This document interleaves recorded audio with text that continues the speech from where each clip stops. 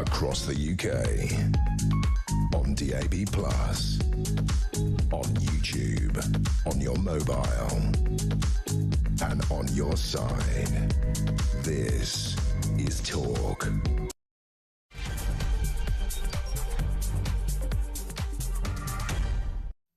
And good afternoon. Yes, welcome back to the Home of Common Sense. Thank you to Julia. Back tomorrow at 10 o'clock right here on Talk. Loads to talk about. Keir Starmer, of course, facing mounting pressure to strip Lord Mandelson of his peerage. Why does that take so long? Just do it, man. Scotland Yard reviewing allegations that Mandelson leaked Downing Street emails and sensitive government information to the paedophile Jeffrey Epstein. More on that story. What does the Mandelson story mean for Labour, though? What does it mean for this government?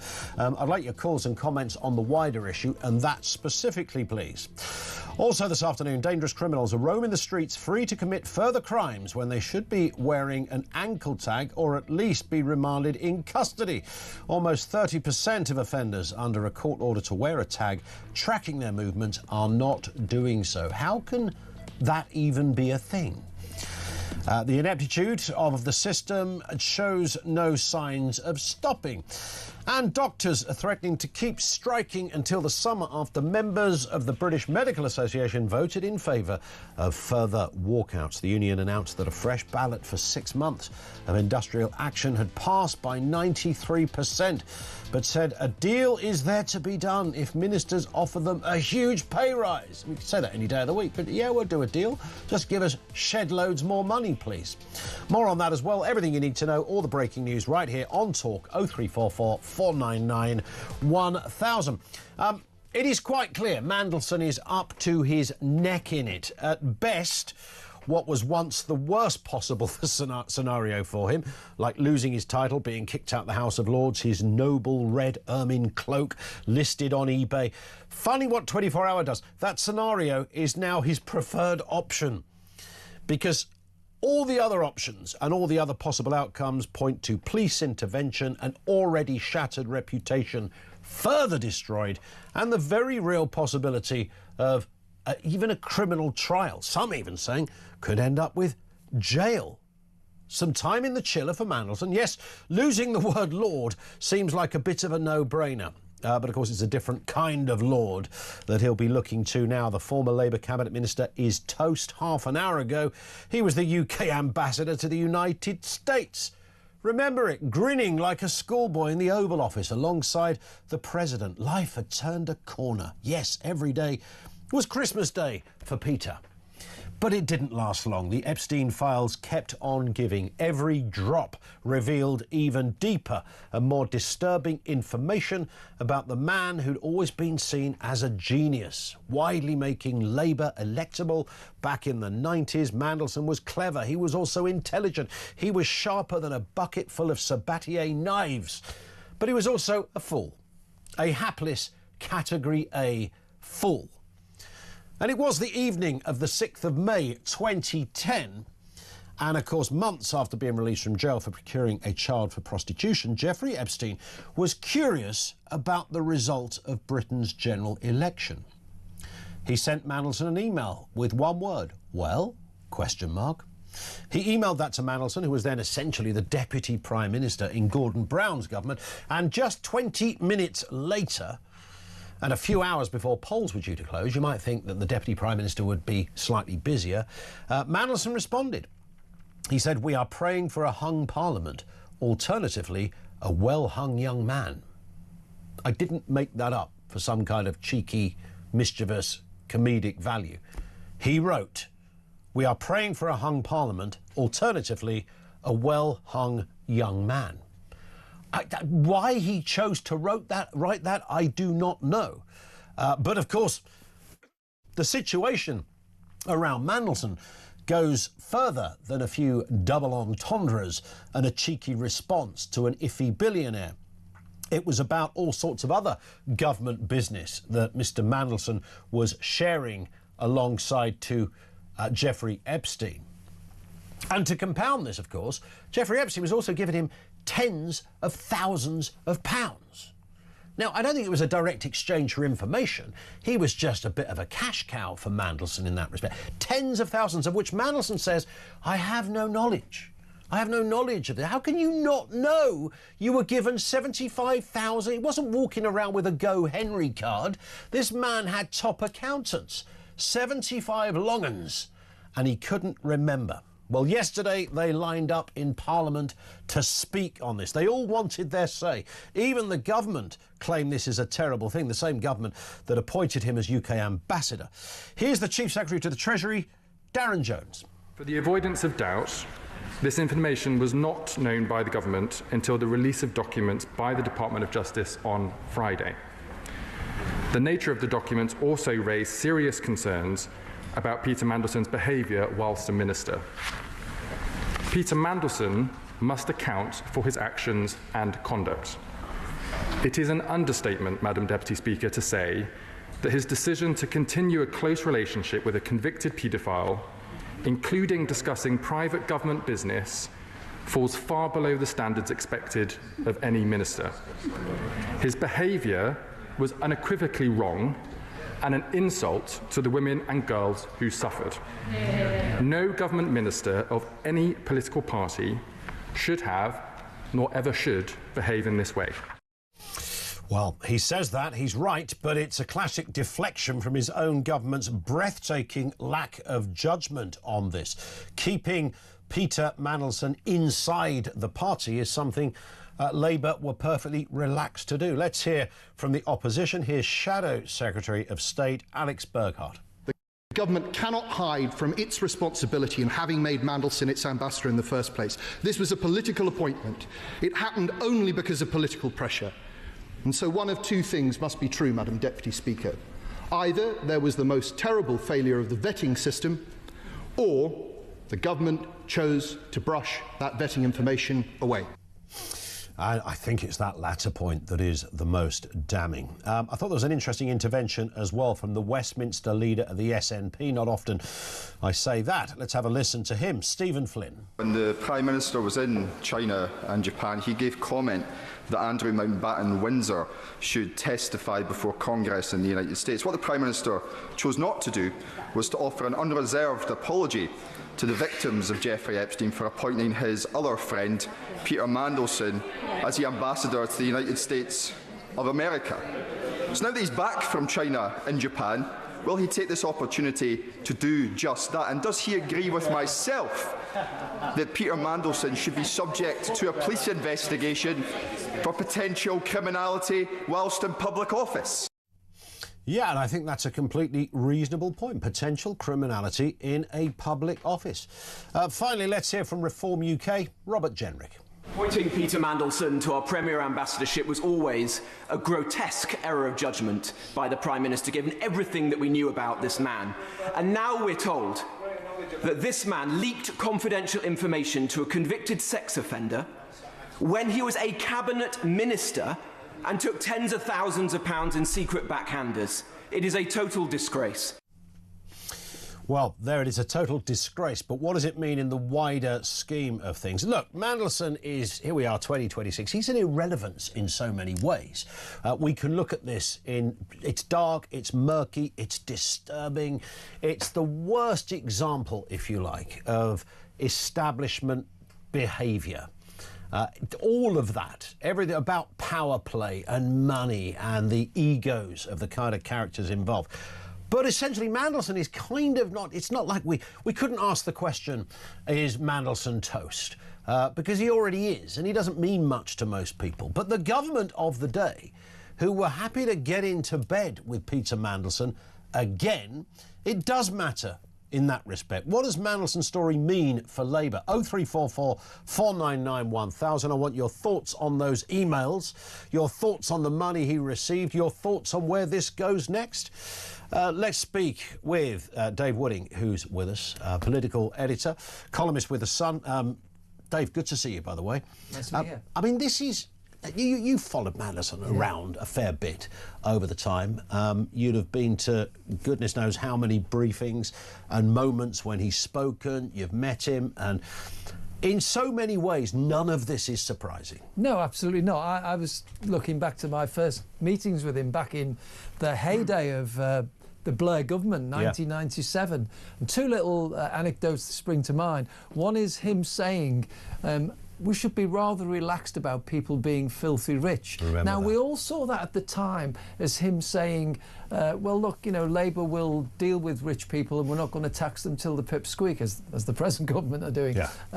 So it was taken that way, but we now look at it in a different light. And the other one was John Prescott, because when he was trying to get on the Labour's ruling National Executive, John Prescott was seen to be against that move. And there was a moment when he went, I think it was at the Millennium Dome or somewhere, and he saw a Chinese hermit crab in a jar, and he held it up and said, "Hello, Peter." That's right. Forgotten about that. Do you think you'll get on the executive? And that was done in jest, but it was clear then that nobody, there were lots of people who disliked him, including Gordon Brown, who was persuaded by Tony Blair when he was running into difficulty during his own premiership in 2009, 2010, to bring Peter Mandelson back, having been sacked from cabinet twice, and he put him in the Lords. And Brown, now I am told, is privately apoplectic about this. He's already spoken saying there needs to be an investigation. But Brown is livid because he was being briefed against.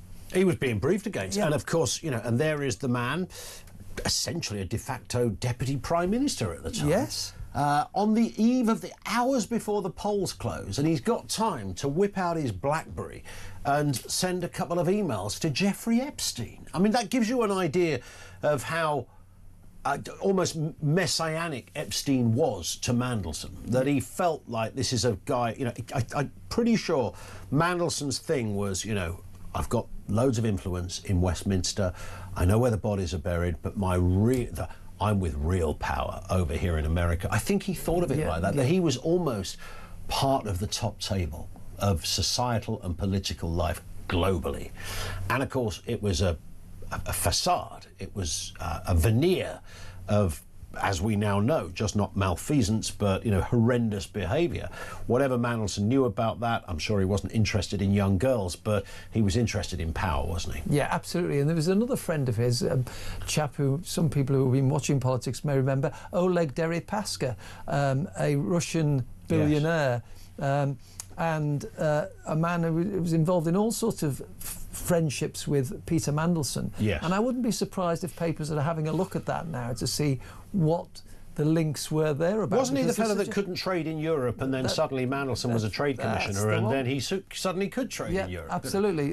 What a coincidence! And now that there are links perhaps with Epstein and Deripaska being talked about. So, you know, Mandelson liked people with money. He sort of, you know, and this business, you were talking about it a minute ago before I came in the studio, about the $75,000 that he was given. And when asked about it, he hasn't denied it, but he said, I can't remember having that money. Well, if somebody gave me 75k, I think I'd remember about it. You'd remember that, wouldn't you? So either he's stinking rich. Okay, his first departure from government was when he was given fraudulent money for fraudulent obtaining a mortgage for the house in Notting Hill with his sugar daddy pal Geoffrey Robinson, who was in the cabinet. Helped him out. And then he had to go because of that. And then now he's got a place in Regent's Park, which he bought for £8 million. Where's he get that money from? Where did he get that from? Now worth 20 million.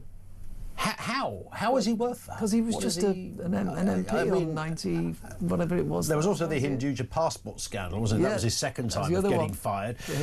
So Boomerang Pete was kind of always back and forth, but this is a whole different level. There's no coming back from this. He's got to lose his peerage. The old bill might come knocking at his door, because this does look like serious stuff now. Yeah, but he's still, even now, he's portraying himself as the victim in this. The other thing that struck me today, Ian, is the couple of quotes that were in the papers this morning. One of them was both uttered by Peter Mandelson, and both about Epstein. One of them is, he's like dog muck on your shoe, is a smell that won't go away, a smell that lasts. And the other one is, he's a master manipulator. Both of them could be applied to people talking about Peter Mandelson rather than Peter Mandelson talking about Epstein. Absolutely, yeah. And there's no way. I mean, Peter Mandelson was he wasn't conned, he wasn't, you know, taken in. He wanted to be part of the Epstein thing. You know, he felt this was as powerful as it got globally. This is a guy that has broken bread with presidents and prime ministers and a huge chairman of the biggest corporations. Mandelson wanted in. It wasn't that he was, you know, he chose not to think about all the other stuff. He revelled in it. There's also a picture in some of the papers this morning of Mandelson in his white Y-fronts, and he says he doesn't know where that picture was taken, but there are pictures of the inside of Epstein's apartment in Paris, and you can tell it's clearly the same place. It's the same place. The other thing about all these pictures, Ian, is we don't know. Everybody in the picture, even the ones with Prince Andrew, are not looking at the camera.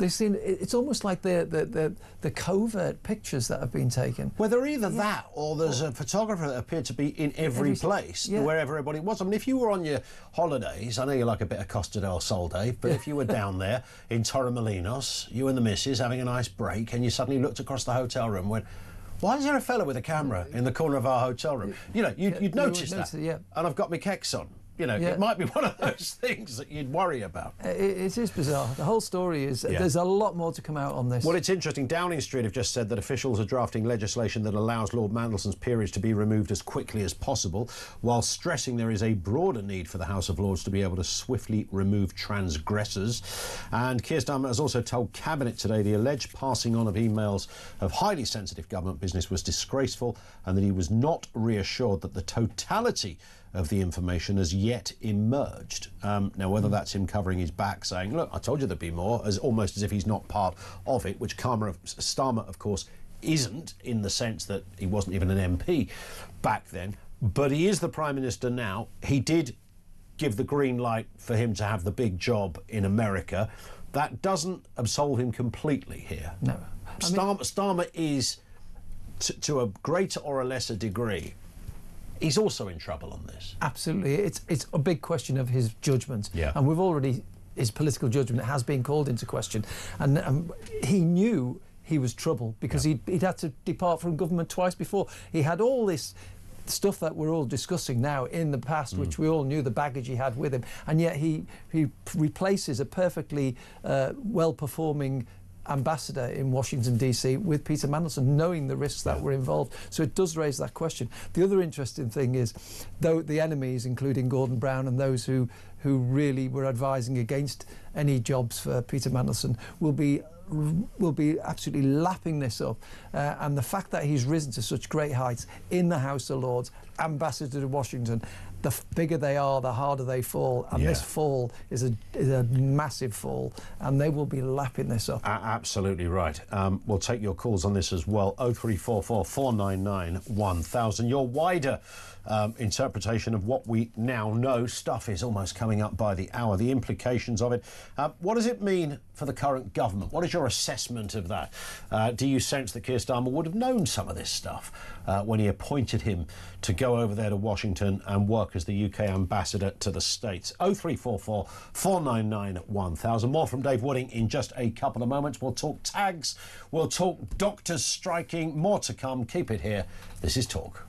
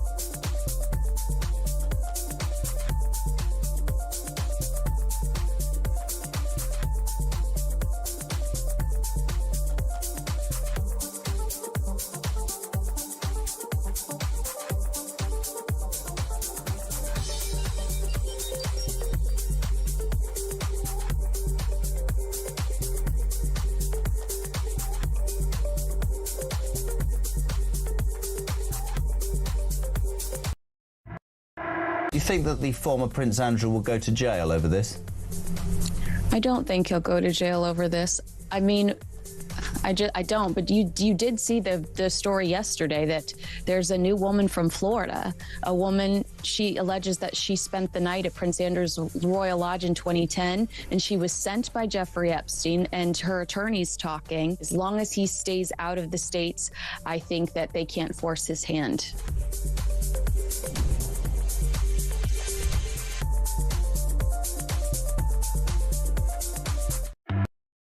Across the UK, on DAB+, on YouTube, on your mobile, and on your side. This is Talk. This comes from Trevor in Harrow, who says, afternoon, Ian. In my personal opinion, I actually hope Mandelson goes to clink. I also, at the same time, I think it's a bit of a distraction from Starmer prosecuting veterans and attacking Elon Musk. It's a bit like Labour saying, look at that show, anything over... Look at that... I literally lost it at that moment. Look at that show, anything over theirs. I think I know what you're saying. The rats are running from a sinking ship. Distraction techniques. Classic one, Dave, isn't it? Absolutely. Yeah. Let's move to this story. There's so much to get through here. This is, of course, about prisoners. Criminals, in fact. Almost 30% of offenders ordered to wear ankle tags are currently not tagged. I mean, how the hell does this happen? Well, it seems that it's the inefficiency of the people who are supposed to snap the tags on you in the first place, but it's also people removing them and not being stopped. The figures that the journalist in question has got here is that 30% of tags in London have been removed. So that's something like 150. How did he get removed? 150 weeks. You're meant to be on a tag. Well, exactly. I mean, now, tag, just in case your viewers and listeners are not aware, tags are there so that you have to stay at home. You can't go out at night. You can't go to certain places where you've been barred from going to, so that you can act within the rules that the court has set for you, and it avoids you going to prison. But it seems that something like of 5,300 which were issued to, or which should have been placed on prisoners and people on remand in London, about 1,500 of them, nearly 1,500. We're not wearing them, and we're just wandering around willy-nilly. And this includes people with dangerous tendencies or prolific offenders. There was a robber who was freed from prison, put on a tag. Within 12 hours, he was arrested for robbing somebody else, and there was no tag on him. Funny how that might happen if you don't tag someone who's meant to be tagged. Yeah, absolutely right. And there was also a chap who was done for a teenager with a machete attack, and he was caught out while on custody. But I mean, this is a third of almost a third of offenders ordered to wear ankle tags currently untagged. 150 breaches reported every single week. In London alone. Yes, exactly. And Ian, we're told the prisons are full, and tags is a good way, or another way of monitoring these people who are not in prison. So when people are being let out of prison because the prisons are full and we've nowhere to put them, or they're being let out early, we expect, the British public expect, them to be well monitored. And if they're told to have tags on, they should have tags on. You would think so, wouldn't you? And I've always thought tags are a great way to deal with problems, certainly in certain circumstances, and we don't do it enough, with things like knife crime, and, we don't, just because you're caught carrying a blade as a 14-year-old doesn't mean we're not going to send you to jail. Well, surely a tag and a curfew has to be your first port of call. Yeah.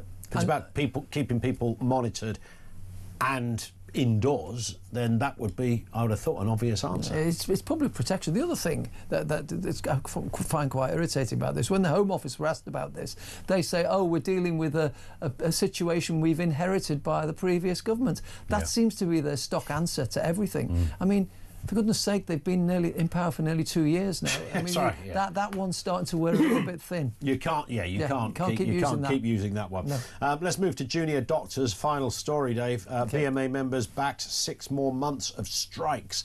93% voting yes in the fresh ballot. It's always interesting how many vote in these things, but we understand that roughly 81,000 resident doctors in England, 26,696 voted for action, meaning under half supported the strike. So it's a lot of people, but it's still under half that supported it. Yeah, well, let's not forget we've had 14 of these strikes since 2023. That's a lot of strikes. Yeah. And doctors are there meaning to look after people and make them well. Yeah. And they were given a 28.9% pay rise over 2 years, and now they're seeking another 26%. So I don't think there's a lot of public sympathy for them. I guess if you're sitting in I think if you're sitting in a hospital bed, as patients always do, they're in the hands of the doctors and the nurses. Of course. And they always say, oh, they can't pay them enough, pay them every penny. But I'd be saying the same. I was sitting there when my life was relying on them. But you know, let's not forget, this cost the NHS, the strikes, millions of pounds, 300 million quid for every 5-day strike. Yeah. And of course the knock-on effect of waiting lists, and it's just horrific. I don't know why they're so militant, but the BMA is a very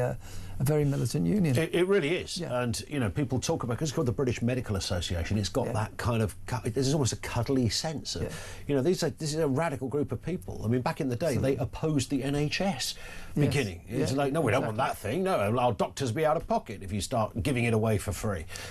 So you've got to be wary of, you know, organisations that appear to be, you know, this set of people that are clearly, because we use the word medics and doctors, well, they must all be on your side then. But I'm not sure the British Medical Association are very realistic in what they're looking for here, because they say it's not a pay rise, don't they? They say it just brings them back to the level they should have been at. Rates of inflation, apparently they have a bit of an iffy way of judging inflation. There's more than one way you can kind of code that. So I don't think there's a lot of public support for this. No, and I think people are now cottoning on because it's been so high profile. A lot of people used to think, when they heard things from the British Medical Association, they used to confuse it with the General Medical Council, which was a different. Of course, it's a trade union. I mean, maybe we should call our own union the British Journalism Association, or something like that. Indeed, something that sounds a bit cuddly. Or the Royal College of Journalists. That's got the a good Royal College of Journalism. That's got a good sound to it. Exactly. Then when we go on strike, then people will say, well, these are professional people, you know. I was going to say a harem of hacks, but that's got too many other connotations, hasn't it? Yeah. That takes us to all sorts of other stories. Dave, good to see you again. Great to be here. David Wooding with us on the programme. Thank you to him. Over to you, 0344 499 1000. Any aspect of the Mandelson story is big, and it seems to still be growing. I want your overview on this, your comments on certain elements of the details which have fascinated you in all of this. What's behind that man's journey to essentially it's a thirst for power, right?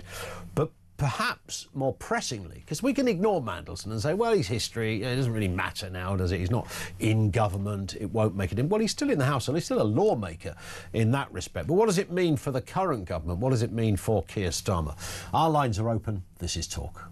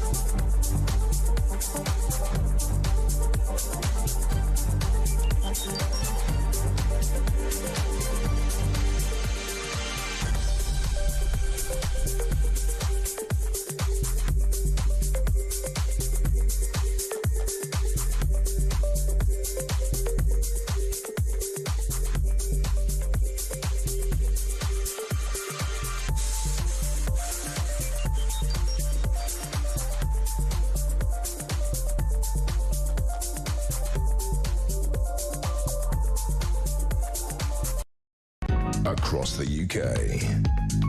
On DAB+, on YouTube, on your mobile, and on your side. This is Talk. Dan in Kent, who says, "Afternoon, Ian. This sleazy Labour government is making Major's government look as innocent as Theresa May running through a cornfield. She was a mischievous young girl, wasn't she? A farmer's cornfield." Was it Shabana Mahmood the other day was asked the same question? Was it the naughtiest thing you've ever done? And she said, "Oh, I smoked a bit of a cigarette once."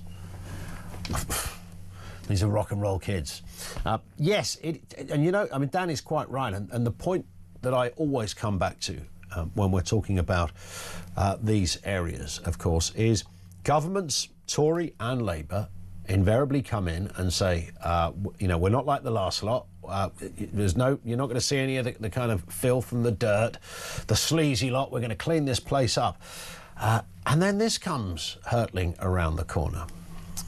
What does it say, if anything at all, about the current government? Thoughts on that? 0344 499 1000. Let's get a word from Mark Stevens, the lawyer. Mark, good afternoon to you. Oh, good afternoon. Nice to speak with you. Always nice to have you with us. I mean, it's interesting when you look at this. There was a point, much like I was thinking of the Sarah Ferguson stuff, which is just really crass stupidity and perhaps a bit of greed. I can't really see anything illegal so far on anything she's done. It's all fairly moronic and, you know, how on earth did you get yourself there, mate? But that's where it is. With Mandelson, this has taken a curious turn, of course, over the last 48 hours. We've gone from a man that just liked hanging around with rich blokes, sometimes in his underpants, nothing illegal, to the possibility that a line has been crossed here, emailing perhaps sensitive data about EU deals and goodness knows what else, over to somebody outside of Downing Street and government, where ordinarily there is not just an implied agreement, but there is a solid rule about not releasing that kind of information. But is it a criminal act or is it just an act of stupidity? Well, I think these last 24 hours have turned discomfort into a crisis. And I do think we are seeing the sort of trailing ends of threads which are going to be pulled here. If you give the information away, it may not be a breach of the Official Secrets Act. None of this stuff looks like it was part of the Official Secrets Act. But part of the issue here is, was this what we lawyers call malfeasance in public office?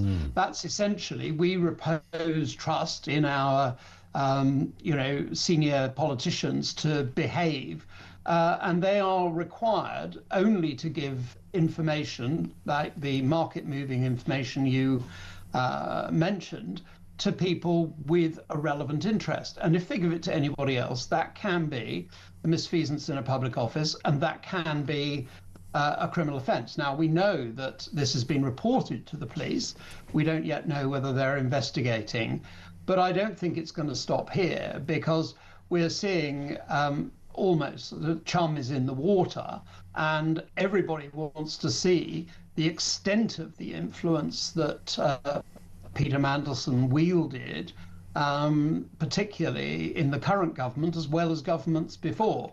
And there also seem to be people who he's knifed over the years queuing up to knife him back. Yeah, indeed. I mean, it may well, as you rightly say, Mark, be one of those things that was he's just been a very naughty boy, but he hasn't broken the law as such. It's a terrible look, of course, but lots of things in life are a terrible look, but it doesn't make them criminal.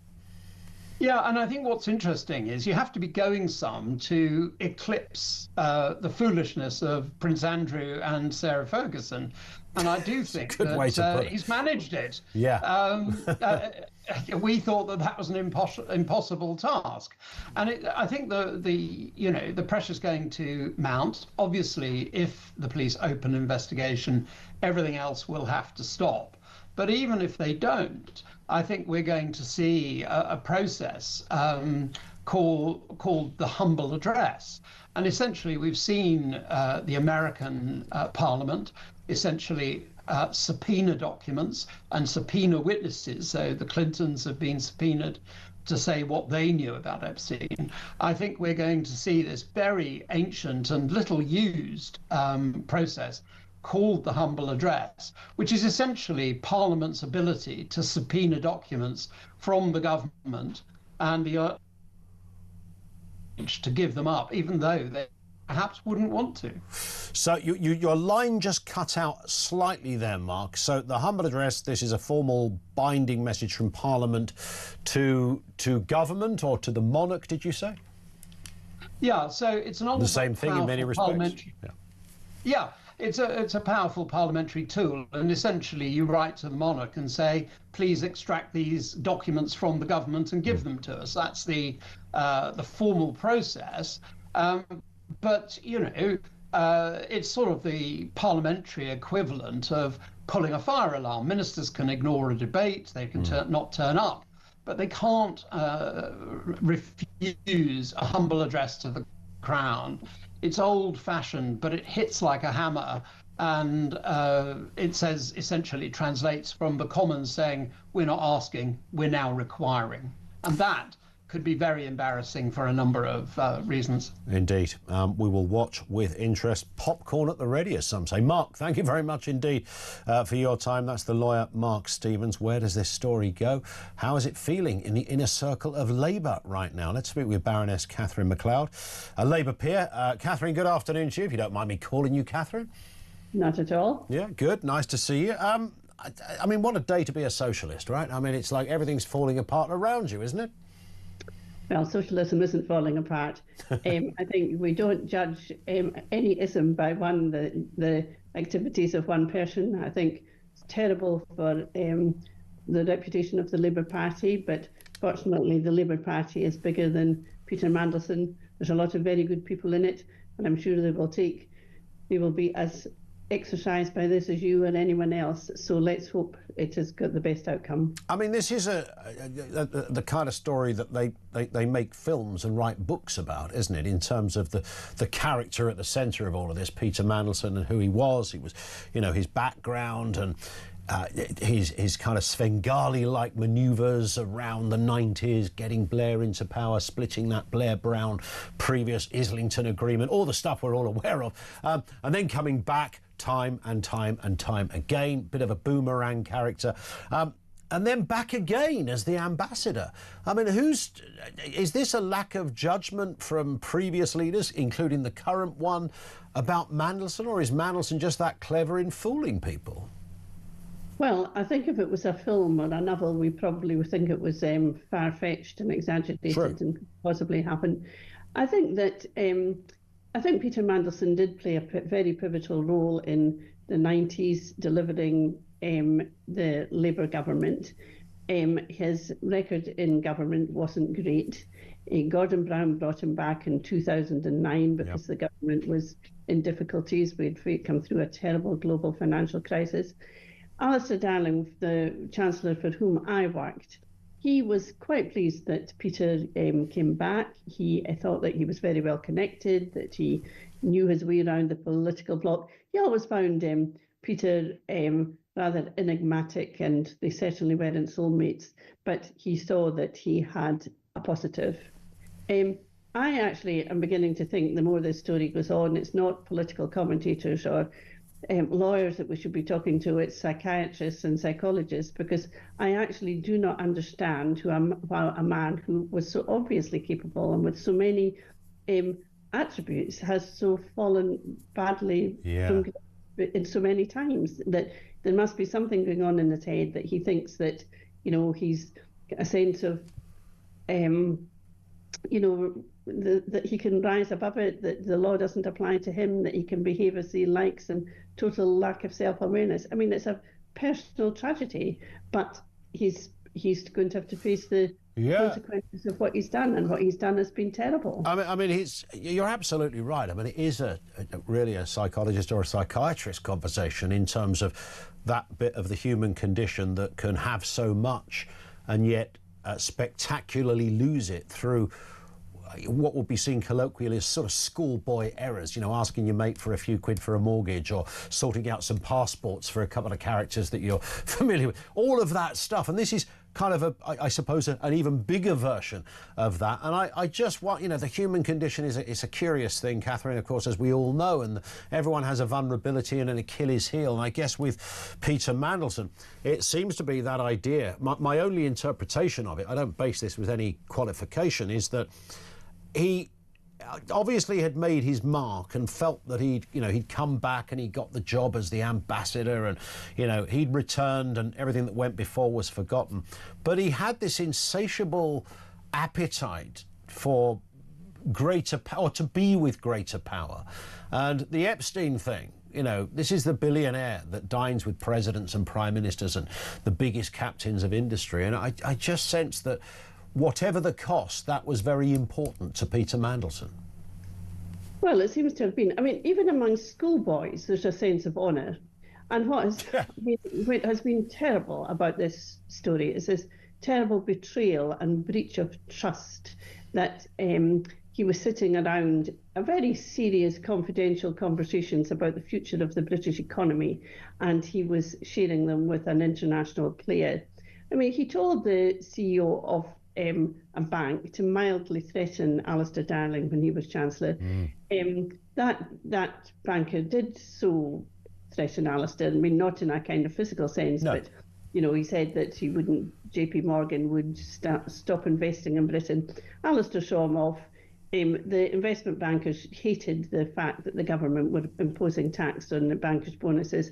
They thought that even though the government had bailed them out, that they owed them nothing. Anyway, Alistair Darling was up for them, but he would be absolutely horrified and shocked to know that Peter had been conniving with them to sort of try and change government policy. I mean, it beggars belief. You're a Labour peer. Mandelson is a Labour peer. Should he be kicked out? Well, I cannot believe that he would even want to show his face again. True. I, in fact, will not be introduced into the House of Lords until next week. So it's a strange time for me, sort of having quite a lot to say in the run-up to this. I hope that he won't play a role in the legislative process of this country. I think that we've got to try and clean up politics. Politicians are no better or no worse than anyone else. Most of them want to do a good job by the country. And I think anyone that puts a stain on the political process should be removed from it. And it's a fair point. Listen, great to have you on with us. Nice to speak. Enjoy the rest of the day. Baroness Catherine MacLeod, a Labour peer, with us on the programme. She can't imagine Mandelson ever walked. It's kind of strange, isn't it? I was just thinking, would he ever walk the corridors of Westminster again? And knowing Mandelson, he probably will, because that quirk in his personality that's led to all of this doesn't go away. So his desire to go out for posh dinners and dine with the good and the great. The image, you know, the image I didn't know the bloke, by the way. I met him a couple of times, but the last time I saw him was in this building, and he was walking out. He had his little rucksack on his back, and he went down to the Tube to get a train to wherever he was going. And I just thought, isn't that interesting? This fella that, you know, larks around the world and has been in power and government and got an 8 million. There he is, you know, on the Tube. By the way, there's nothing wrong with that. If you know anything about the Jubilee line, it's full of politicians because, of course, it's how you get to Westminster. But it just seemed like, you know, almost out of place. But I don't think it would stop him. I don't think this will stop him showing his face in public. I think he'll be quite relaxed, despite the photographs of him in his pants and the emails and the gushing way that he dealt with a man who, by this stage, he clearly knew was a dodgy character, a paedophile with a conviction, etc. Despite that, yeah, he'll still be all right. He'll be out on a night out in some of those lovely restaurants and the big society dues. But the invites might stop coming. I suppose there is that. Ian is down in London. Ian, what have you got for us? Afternoon. Good afternoon, Ian. Hiya. Right, I'll tell you something. For number one, all of this, it sounds like our version of JFK, or the whole, like, the new thing, who shot JFK and all this sort of stuff. You've got one woman in prison for all of the Epstein things because they couldn't do Epstein because he was sort of like dead, whether he committed dead in jail. Yeah. So nobody else has been sort of like done for it. With the pictures, as you say, that seems to me like the flat was bugged, right? And there's a hole in the wall, and they're taking pictures, possibly, right? And they're thinking, oh, we'll take it over Mandelson. He's in a room with a girl. Because you would never, even if there was sort of your mate's photographer there, you would never. If you didn't have your trousers on, you'd go, well, don't take me a picture with my trousers off. You'd go, let me just put my tracksuit bottoms on or something. You just wouldn't allow that to happen, would you? Well, not only that, to anybody that knows about him, they'd say, well, wait a minute, yeah, he's in the room with a girl, but that's not a problem because he's not a boy. Right? So you'd have thought, they'd have said, why are we keeping these pictures? They're no good because everybody knows that he's gay, right? But it just goes on. It's like as if, well, the royal family have got it to hush up with, you know, the artist formerly known as Prince Andrew, so we're going to put it all on Mandelson. But even that Baroness, who I'll take my hat off, she's done well in the Lords and everything else, she's got that. But 10 years ago or 20 years ago when, like, Blair was in power and Mandelson was wielding, they would bow down to him. But they all knew what he was like. They all knew what he was like. And now they're saying, oh, no, take his lordship away. Wait a minute, hold on. You're the ones that pushed for him to get but did they... The problem was, did they at that stage... I mean, at that stage, probably even he didn't know Jeffrey Epstein. I'm talking about the initial Blair years. But then at some stage got to know Jeffrey Epstein. Now, quite early on, compared to some of the other relationships that Epstein had, this goes back to 2009.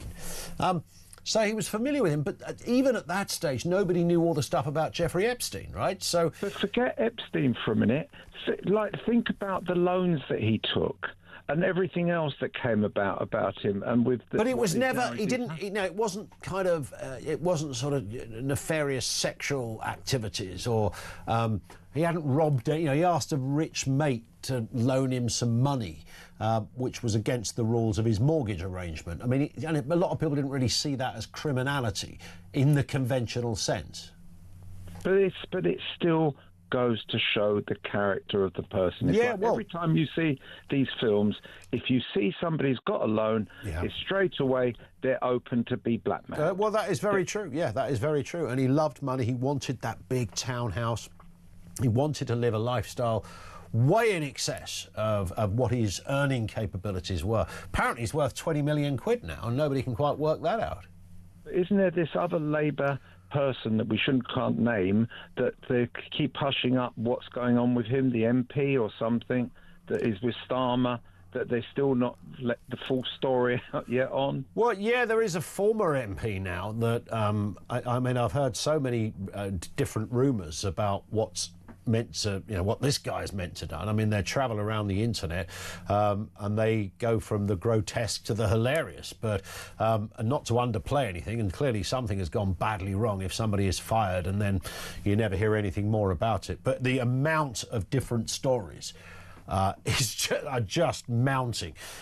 So it's hard to work out or ascertain what may or may not be true. Listen, Ian, on that point, on that profound point, thank you, Ian, down in London, 0344 499 1000. We'll have more from you coming next on Talk.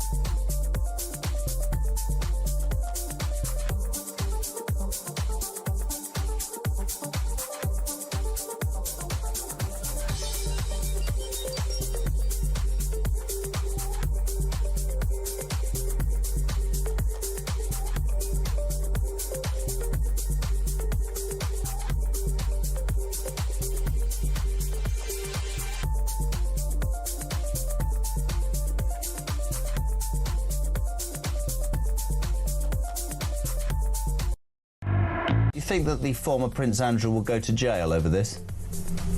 I don't think he'll go to jail over this. I mean, I don't, but you did see the story yesterday that there's a new woman from Florida. A woman, she alleges that she spent the night at Prince Andrew's Royal Lodge in 2010, and she was sent by Jeffrey Epstein, and her attorney's talking. As long as he stays out of the States, I think that they can't force his hand.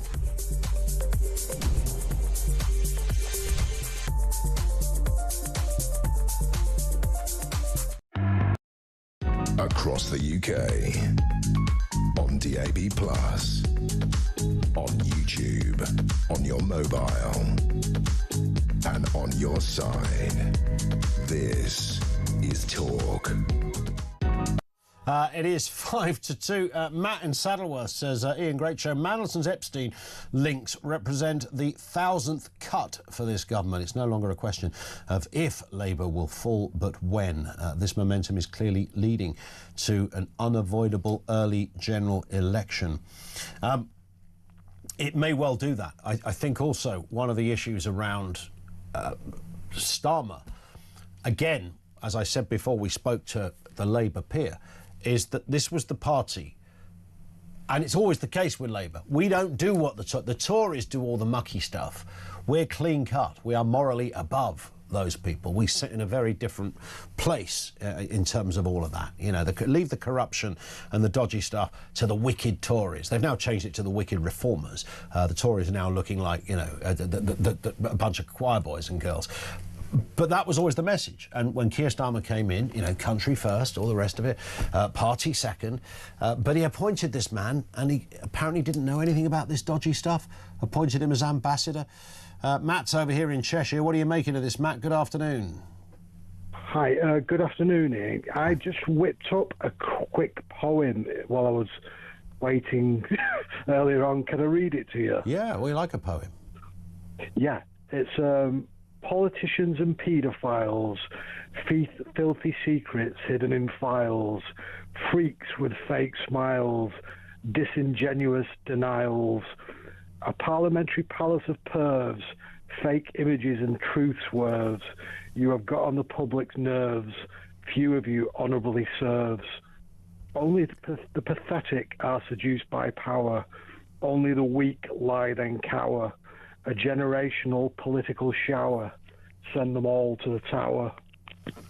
You see, Eminem could have recorded that, frankly. There's something in that. I'm going to wait and see if that pops up somewhere as at least a theme to someone's conference or life.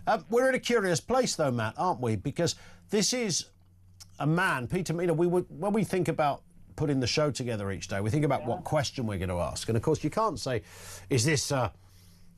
can Peter Mandelson survive this? Because there's nothing really for him to survive in terms of career other than this sort of House of Lords thing, because he's not a member of the government. But does it have implications for this government? Well, if you remember the high horse they sat on around Chris Pincher, who apparently touched somebody on the thigh when he was drunk. Yeah. And then a couple of times. I mean, compared to that, this is like colossal, isn't it? If the economic things that if he basically helping insider trading as well, and it's all about Starmer's judgment, really, isn't it? Which is I mean, I honestly think the information he was giving to Epstein, I don't think he did it to go, hey, you might want to see this and make a few quid. I think it was more like, hey, look how powerful I am. Look, I've got this information. I think he was kind of. It was bragging rights more than it was anything else. But, I mean, it may or may not have been used to somebody else's advantage. But I think he liked the idea that there was this billionaire that was above the Prime Minister of the UK. He was above the President of the United States. He was above almost anything. And here was a man on the inside who could give him knowledge. I think it was almost saying, please, miss, look what I've done. Look at my homework. I think that was the card that Mandelson was playing in that respect. The manifestation might have been more sinister. Matt, great call, as ever. Thank you very much indeed for that. 0344 499 1000. You can message on 87222. We'll have more calls from you coming up on the other side of the news at 2, which is next.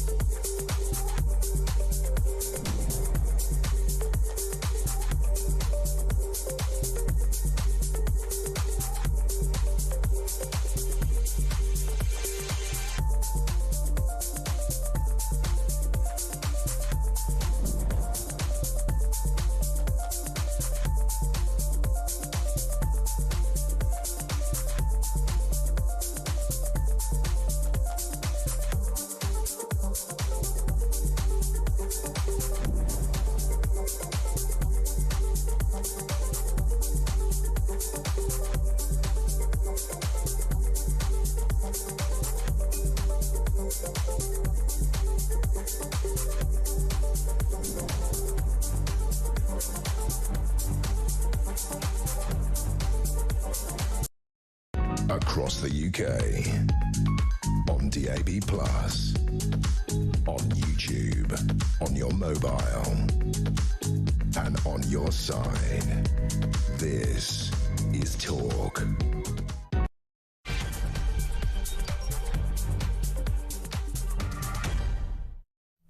It is indeed the afternoon empire. Lots to get through here. Of course, we're naturally reflecting on Keir Starmer facing mounting pressure to strip Lord Mandelson of his peerage.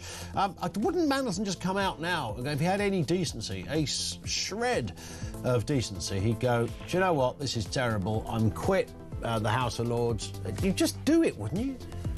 I mean, man, have some self-respect, let alone respect for the parliamentary system in this country. You are currently a lawmaker sitting in the House of Lords, and you've got all this kind of shizzle going on. Hand in your notice, fella. Your time is up. We'll have more on that. We're asking the question as well, what does the Mandelson story mean for Labour? What does it mean for the wider issue of the government itself, and particularly Keir Starmer? Also this afternoon, dangerous criminals are roaming the streets free to commit further crimes when they should have been wearing an ankle tag or remanded in custody. How the heck did this happen? Almost a third of offenders under a court order to wear a tag are not wearing a tag. I mean, talk about a system failing. And this is dangerous, of course, because you can go on and commit all sorts of crimes, as many of these people have. We'll get some detail on that with Graham Whettone. Regularly helps us out on these kind of stories in just a couple of moments. And as you've been hearing, doctors are threatening to keep striking until the summer after members of the BMA Association voted in favour of further walkouts. The union announced that a fresh ballot for 6 months of industrial action had passed by, they say, 93%, but said a deal is there to be done if ministers offer them a massive pay rise. And man alive, it's a big old pay rise they're looking for. No messing around here. Everything you need to know, all the breaking news right here on Talk. 0344 499 1000. Your thoughts on what is going on. Gary says, oh, do grow up, Ian. The bloke Mandelson got a £300,000 loan owned a company that was being investigated by the DTI, the debt that Mandelson was running at the time, and it was all above board. Why didn't he tell anybody about it at the time? Well, I don't disagree with any of that. I don't know. I have no idea why I have to grow up, Gary. But he didn't do anything illegal in the sense he did something that was, I mean, I think his mortgage company were the people to decide whether there was illegality. But it was there's so many of those things in public life that look horrendous, but they don't always cross a threshold. Japan Airs says, why is no established media talking about the head of the snake? Epstein worked for Israel. This is an Israeli sting operation of the lowest order. Spoiler alert, no it ain't. There's a lot of that coming through. And Chris says, Chris in Epsom says, you're being so unfair about tags and police action on offenders. The police are so busy monitoring X, as in Twitter, and Facebook, they have time to prioritise crime and hurty words over slagging the government is far more important than keeping track, going to read a bit more, of violent and sexual offenders. Well, when you put it like that, it's not a good look. Chris, thank you very much indeed for that. This is according to the police that dangerous criminals roam in the streets free to commit crime because a third of them should be wearing an ankle tag and they're not. I mean, this is extraordinary. In London, a third of them. That's just London alone. How bad could this be? Graham Whettone is a former police officer and the author of How to Be a Police Officer. Always good to get your view on this stuff, Graham. I mean, every time there's a kind of story like this, I've sort of ceased to be surprised anymore because we know that all sorts of areas of the establishment have PhDs in ineptitude these days. I don't think the average copper is to blame on this. What do you think's gone wrong, though?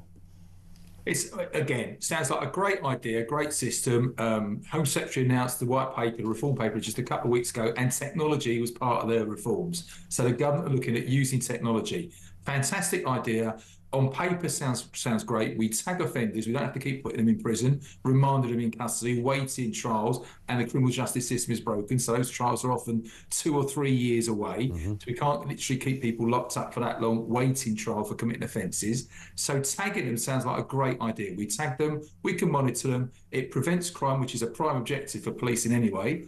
That sounds great on paper. In practice, the system doesn't seem to be working because so many people are either cutting them off or aren't being monitored properly. It sounds like an issue with literally how the system's been implemented and then monitored and controlled by, dare I say, probably the probation service and the private company that have got the contract. Yeah, I was ahead of you there, Graham. I knew the term private company was going to come into this because you just know that somebody probably got paid a squillion quid and they had one job, you know, see that tag, stick it on that bloke, and for some reason something got lost in translation and a third of them didn't get their tag. Yeah, Serco's a company that's got it. They actually say they're meeting their contractual obligations, and they may well be doing that. It sounds that there's an issue with maybe the contract, the monitoring of the contract, and making sure they actually are doing what they should be doing on paper. Yeah. But they've got the contract for fixing the tags. Sure. Some people get the tags fitted, I think it's a day or two after they're released from prison or from custody. That seems like there's an issue with actually getting the tags fitted. Some people are cutting them off, so who monitors if someone's still got their tag on, if it's still live in inverted commas? It seems to me that the application of the system isn't working. The idea is great and fundamentally seems like it's going to work, but you need people to actually, as ever, resources to manage the system, make sure those that have got a tag are wearing it and they are correctly being monitored 24/7. Yeah. How effective, in your experience as when you were a cop, Graham, are tags? I mean, I know that once upon a time when they were first out, they were a little bit iffy. I mean, God, we moan about digital signals, whether it's our phone or some other device, so much now. God knows what they were like 25 years ago. I'm surprised they worked at all, frankly. We'd have an awful lot of tagging when I was working, when I was operational. It's something that's coming in, I think, as we've seen technology is advancing in huge steps these days. Yeah. We can all buy tags now to stick in our luggage and our suitcases, etc. We can monitor, you know, where your suitcase is when you're travelling away. So same sort of technology being used. So it is advancing. Government are right to highlight this as it could be a useful tool for police and law enforcement, where we, instead of putting people in prison on remand, we can monitor them in society. But it's back down to having either a company or the resources to do that monitoring. The police can't do everything.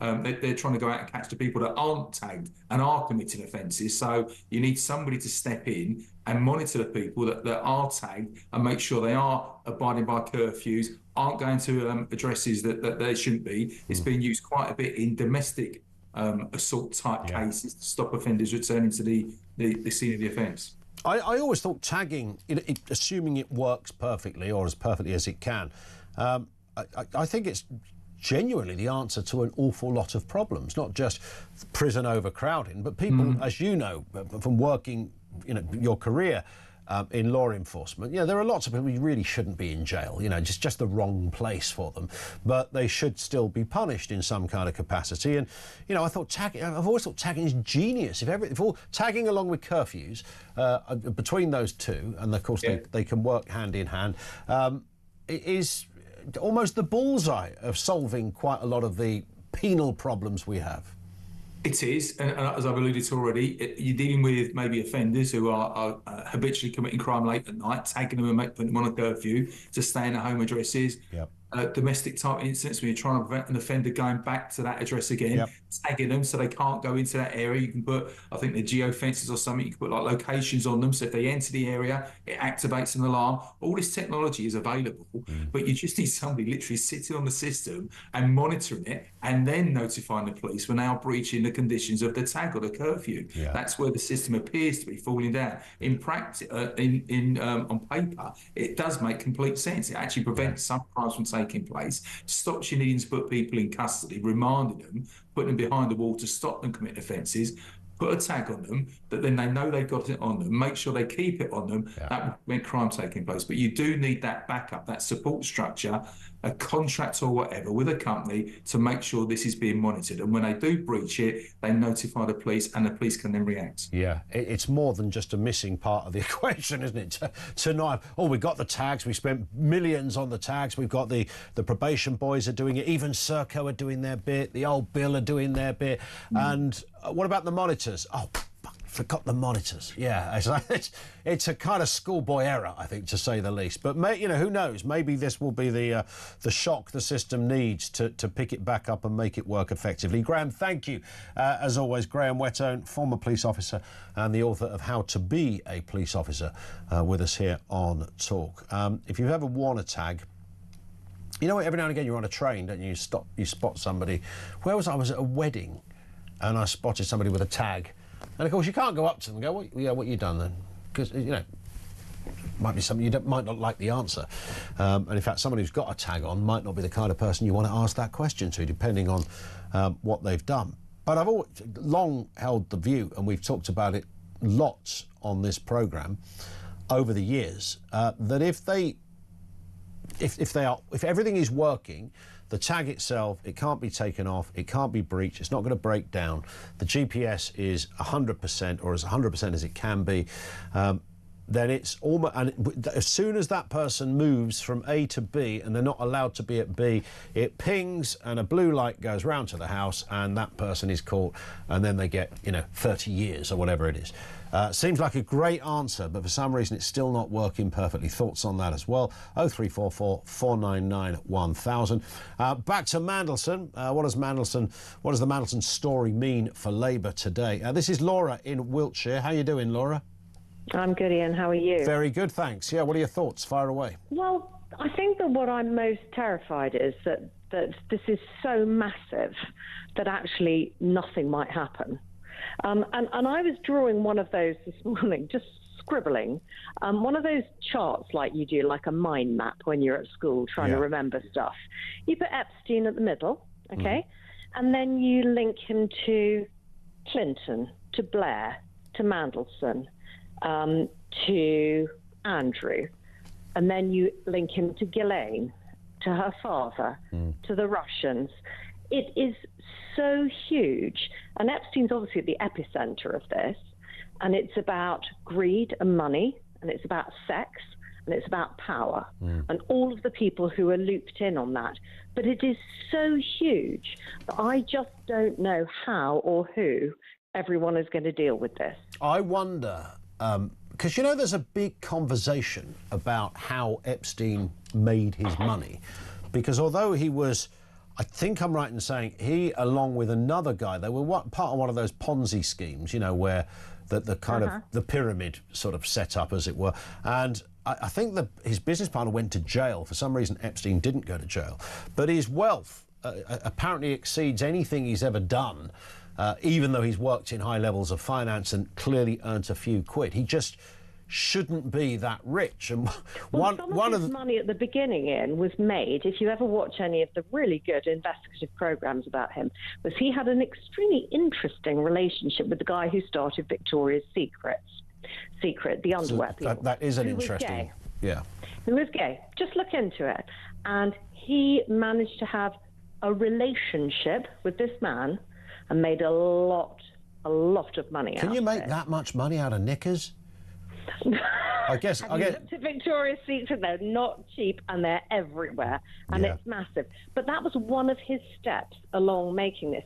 And I think. But even so, it's still too much money, isn't it? And helped him make all of this money. If he's giving him insider trading tips, it's not unhelpful. But didn't I mean, Epstein had kind of made that levels of money. The question seems to be that he had too much money. Even if you put the Ponzi scheme, the Victoria's Secrets and all that, he had so much money it was ridiculous. And the theory goes that, you know, he was given a lot of money because he was a great guy to almost blackmail people. And if you look at some of those emails, Laura, where you've got Mandelson making comments about well-hung young men and all sorts of other things, and people revealing things. Epstein doesn't reveal much. So when they're talking, when they're talking about their sort of like doing cheeky double entendre carry-on jokes about what they like to get up to, he doesn't join in with it. No, because he knew all of their peccadillos. Correct. He knew every single thing. Yep. He knew whether it was Clinton, who we know was a sleazebag. Look at Lewinsky going back, and everyone seems to forget about that. You know, I mean, he started off as not a very good guy. His wife put up with it.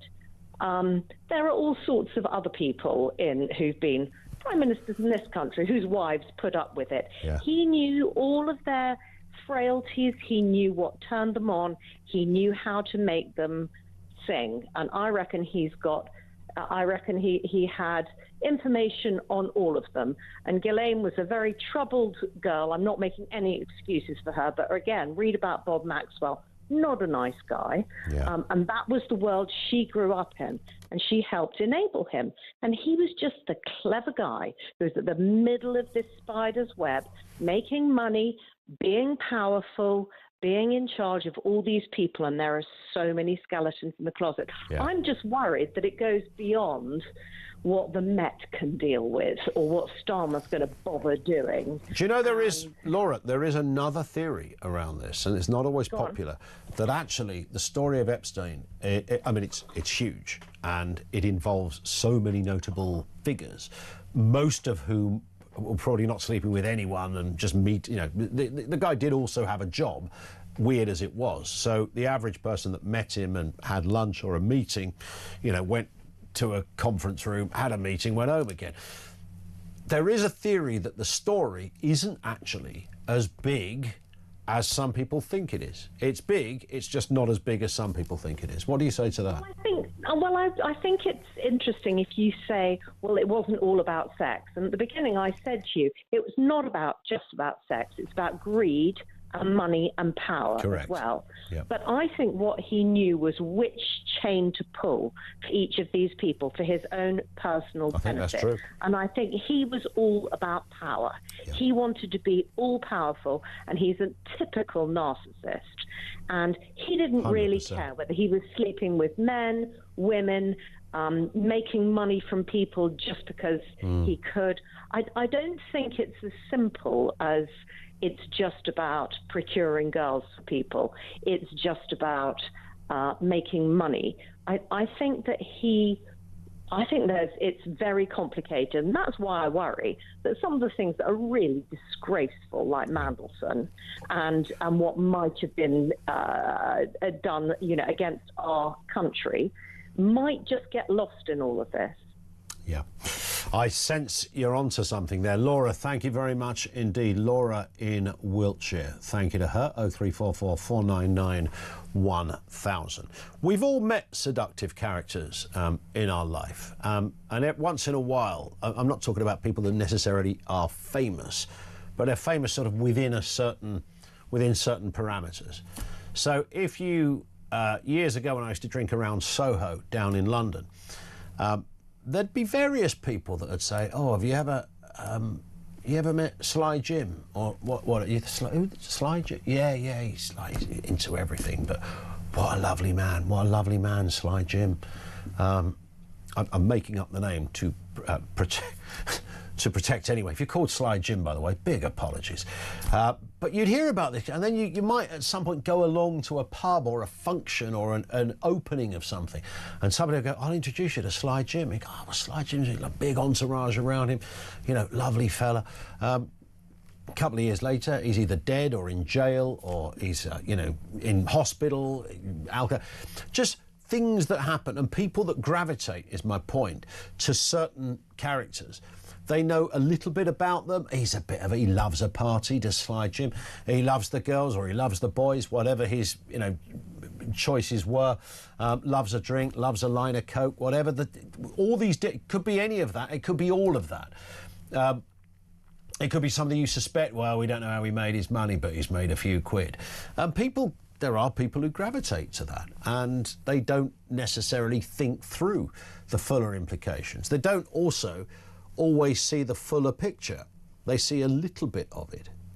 I mean, believe it or not, there were people that worked with Jimmy Savile that genuinely, I mean, they will and we're not talking about people who are kidding themselves, just never saw the, you know, Jimmy, yeah, he loved the girls, loved the party. That's as kind of back there in the sort of 60s and the 70s. That's sort of as much as people had a view on. Not everybody, but you can fool most of the people some of the time. And most of the people all of the time in certain occasions. And Epstein did for a long time, it seems. 0344 499 1000. Back with more from you shortly. There is a reform conference going on in Westminster, a reform press conference. If you're watching in Vision, you will see it there. Nigel Farage talking about saving our pubs. If anything more comes of that, I mean, every time there's a reform press conference, we think, right, who's hopped over the line? Is it that Labour MP or former Labour MP we keep hearing about that's going to become a reform member? Is it that? Is it another Tory? Could it be a Lib Dem? Who knows? Or is it something else? This seems to be a press conference about backing your local to save our pubs. But if it's more than that, and any headlines that come from it, we'll keep our eye on it. Of course, we are down there, just in case. We'll bring you the details right here on Talk.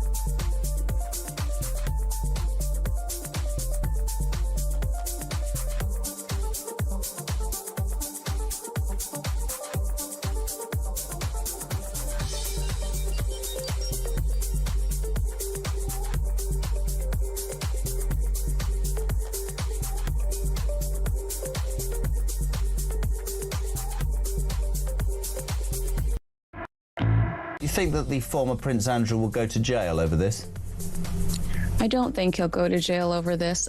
I mean, I don't, but you did see the story yesterday that there's a new woman from Florida. A woman, she alleges that she spent the night at Prince Andrew's Royal Lodge in 2010, and she was sent by Jeffrey Epstein, and her attorney's talking. As long as he stays out of the States, I think that they can't force his hand.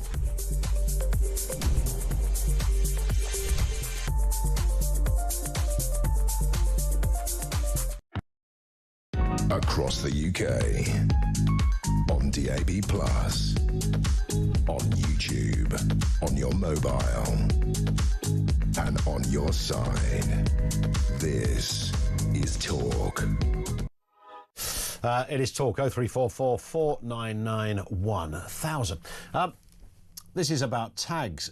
Don in Chelmsford says, many years ago I worked for a local council. We had a paedophile who had been released from prison wearing a tag. Within 2 days, he compromised the tag and disappeared. It's kind of fascinating, isn't it? That you wonder whether how many of those people, as Don just referred to there, are ever caught again. Lisa says, having offenders who should be tagged walking around freely without tags is deliberate, all designed to make the general public unsafe. You'd have to be a fairly malicious whoever is organising it to go, we could put a tag on him, but we've decided not to. And one in from Rob in Lancs, who says, if Peter Scandalson, like it, is prosecuted, it will end Starmer. There's no way he could continue. I wouldn't be surprised if the Americans made a hoo-ha about this, if it looked like the issue was going to blow over. Well, of course, the dirt on Starmer would be about whether Starmer knew about Mandelson's connections to Epstein, the connection being not that he knew him, lots of people knew him, but it's whether you carried on knowing somebody after you found out they were wrong, and Mandelson did. But did Starmer know that? That's the bit. That's the bit that could completely hammer Starmer.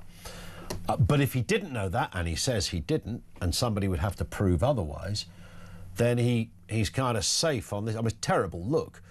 And it's funny, isn't it? Because Gordon Brown didn't like Mandelson, but still brought him back. And Keir Starmer, I don't think but they were sort of enamoured by this kind of mesmeric power of the dark arts of Mandelson. How did he keep doing that, despite all the stuff that he'd got into in between? Michael in Sunderland. Michael, what have you got for us? Hi, Ian. Thanks for taking the call. There's a Pleasure. couple of subjects. Yeah, first of all, Peter Mandelson. Yeah. Everybody, politicians and people in the media all knew his background. He got sacked twice by Tony Blair. Okay? So there's obviously a bit of history there. Yeah. Keir Starmer, right, his judgment. This is what I'm on about. I'm just on about him now while he's been our Prime Minister for 18 months or whatever it's been. Sure. It seems like a lifetime, to be truthful. Because of all the U-turns and incompetence and stuff like that, right? Okay? Now, his judgment. He put somebody in a position of power and influence because he thought it would help him with Trump and all the rest of it that goes on with this so-called special relationship that we're supposed to have. Yeah. Now, I'm just only about Keir Starmer here, right? His judgment put somebody in there, regardless of all other stuff he's done, everybody else in this country, or the MPs who's had to resign for one reason or another. I'm on about what is this doing on the world stage for our country, and also what is he doing in this country? He's only been in charge 18 months, and I'm not blaming it all into him, but he came in, he keeps swapping and changing his mind.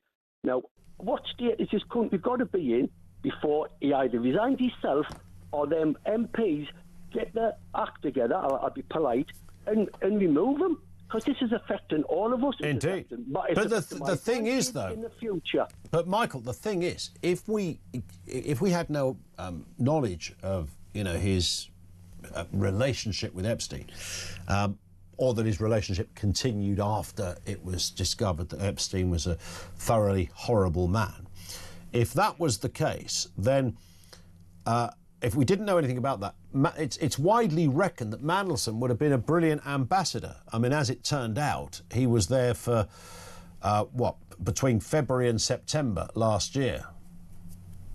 Yes, so 7 months. Yeah, but he was seen to be a good... See, the thing is with Mandelson, he was a good operator. He was good at his job. It's not like he was bad at his job. He was good at his job. What his job was for himself, wasn't he? He was self-serving. Yeah, exactly. But it was all about money. Agreed. And influence. But he's not alone in that, is he? He's not alone in the world of politics. No, but what I'm saying is, right, is I've been a businessman, right, and what I'm trying to say is, when I interview people for jobs, like I've run bars and restaurants, and I've checked somebody's background on them. I'm about Peter Mandelson here, right? And he's in a better position. It's a little bit like Angela Rayner. They're in a better position than me and Joe Bloggs to find background checks on people before you put them in a position of 100%. Right. Now, if I take somebody's CV and they say they've done this, that, the other, and I don't do up references, then I find out he's either been in prison, he hasn't, for theft, one thing or another. Am I going to be surprised if my taking's gone missing or he gives stuff away? Well, no, exactly. It's all about due diligence. But Keir Starmer, what I want about is with Angela Rayner. They're in positions of power, right, and influence. And you've got better judgment, not better judgment, people who can make judgment about putting people in positions, whether it's buying houses, getting solicitors, and all this stuff. But sometimes, do you not think, though, Michael, that sometimes, I mean, if it was a Netflix show, it's quite possible that Mandelson, I'm talking about pre the Epstein stuff, but Mandelson would be the character, you might even get Russell Crowe to play the part, because you'd go, we love that guy, bit unconventional, bit different, doesn't play by the rules, knows how to weed out the bad uns, knows how to keep them in line. I mean, he might be the hero to some people. Yeah. Well, unfortunately, we're doing it like, obviously, it's not a soap opera. It seems like a soap opera. Yeah, it certainly does, yeah. Do you know what I mean? And you can turn your telly off and get away from it. But what I'm on about is making decisions that affect other people's lives. Yeah. And that's what I'm saying is, You can go on about Starmer or Peter Mandelson, right? I know about Peter Manson's background. Now they're saying it's like the 1960s of what he's done. Is he not supposed to be going to prison then? And is that not going to happen? And we're sick as a normal Joe Blogs in the street of being dictated to, in a way, by these people who were supposed to be our peers, who we're supposed to look up to. Indeed, and that's the sad reality of the whole thing, isn't it? We're meant to respect these people. Michael, thank you very much indeed. But, you know, you could apply that to all sorts of current leaders. I mean, look at the abuse, some of it right, some of it wrong, that Donald Trump gets. You know, people would say, well, hang on a second, you know, when we're talking about people whose past has been a little bit murky, Trump appears probably more often than any past or present leader in those Epstein files, which, by the way, despite what some people on social media want you to think, there is literally no evidence that's seen, other than stuff that people made up, that can corroborate that Donald Trump did anything wrong. Just because you don't like Donald Trump, you can't make stuff up about him. But we know that his lifestyle, the kind of, and you wouldn't have wanted to work for Donald Trump back in the day. I mean, that would have been something that would have been more than a little tricky. Read any book from anyone who's ever worked with the guy, and you'd probably put him in a similar category. You'd probably go, well, yeah, I mean, but people liked that. They liked the fact that, you know, this guy was tough. I've known it with editors and bosses where you think, you know, this is, they can shout, they can scream at you, they're unconventional in how they get stories put together, but God, they're good. That was the thing, wasn't it? God, they're good. It was always that. 0344 499 1000.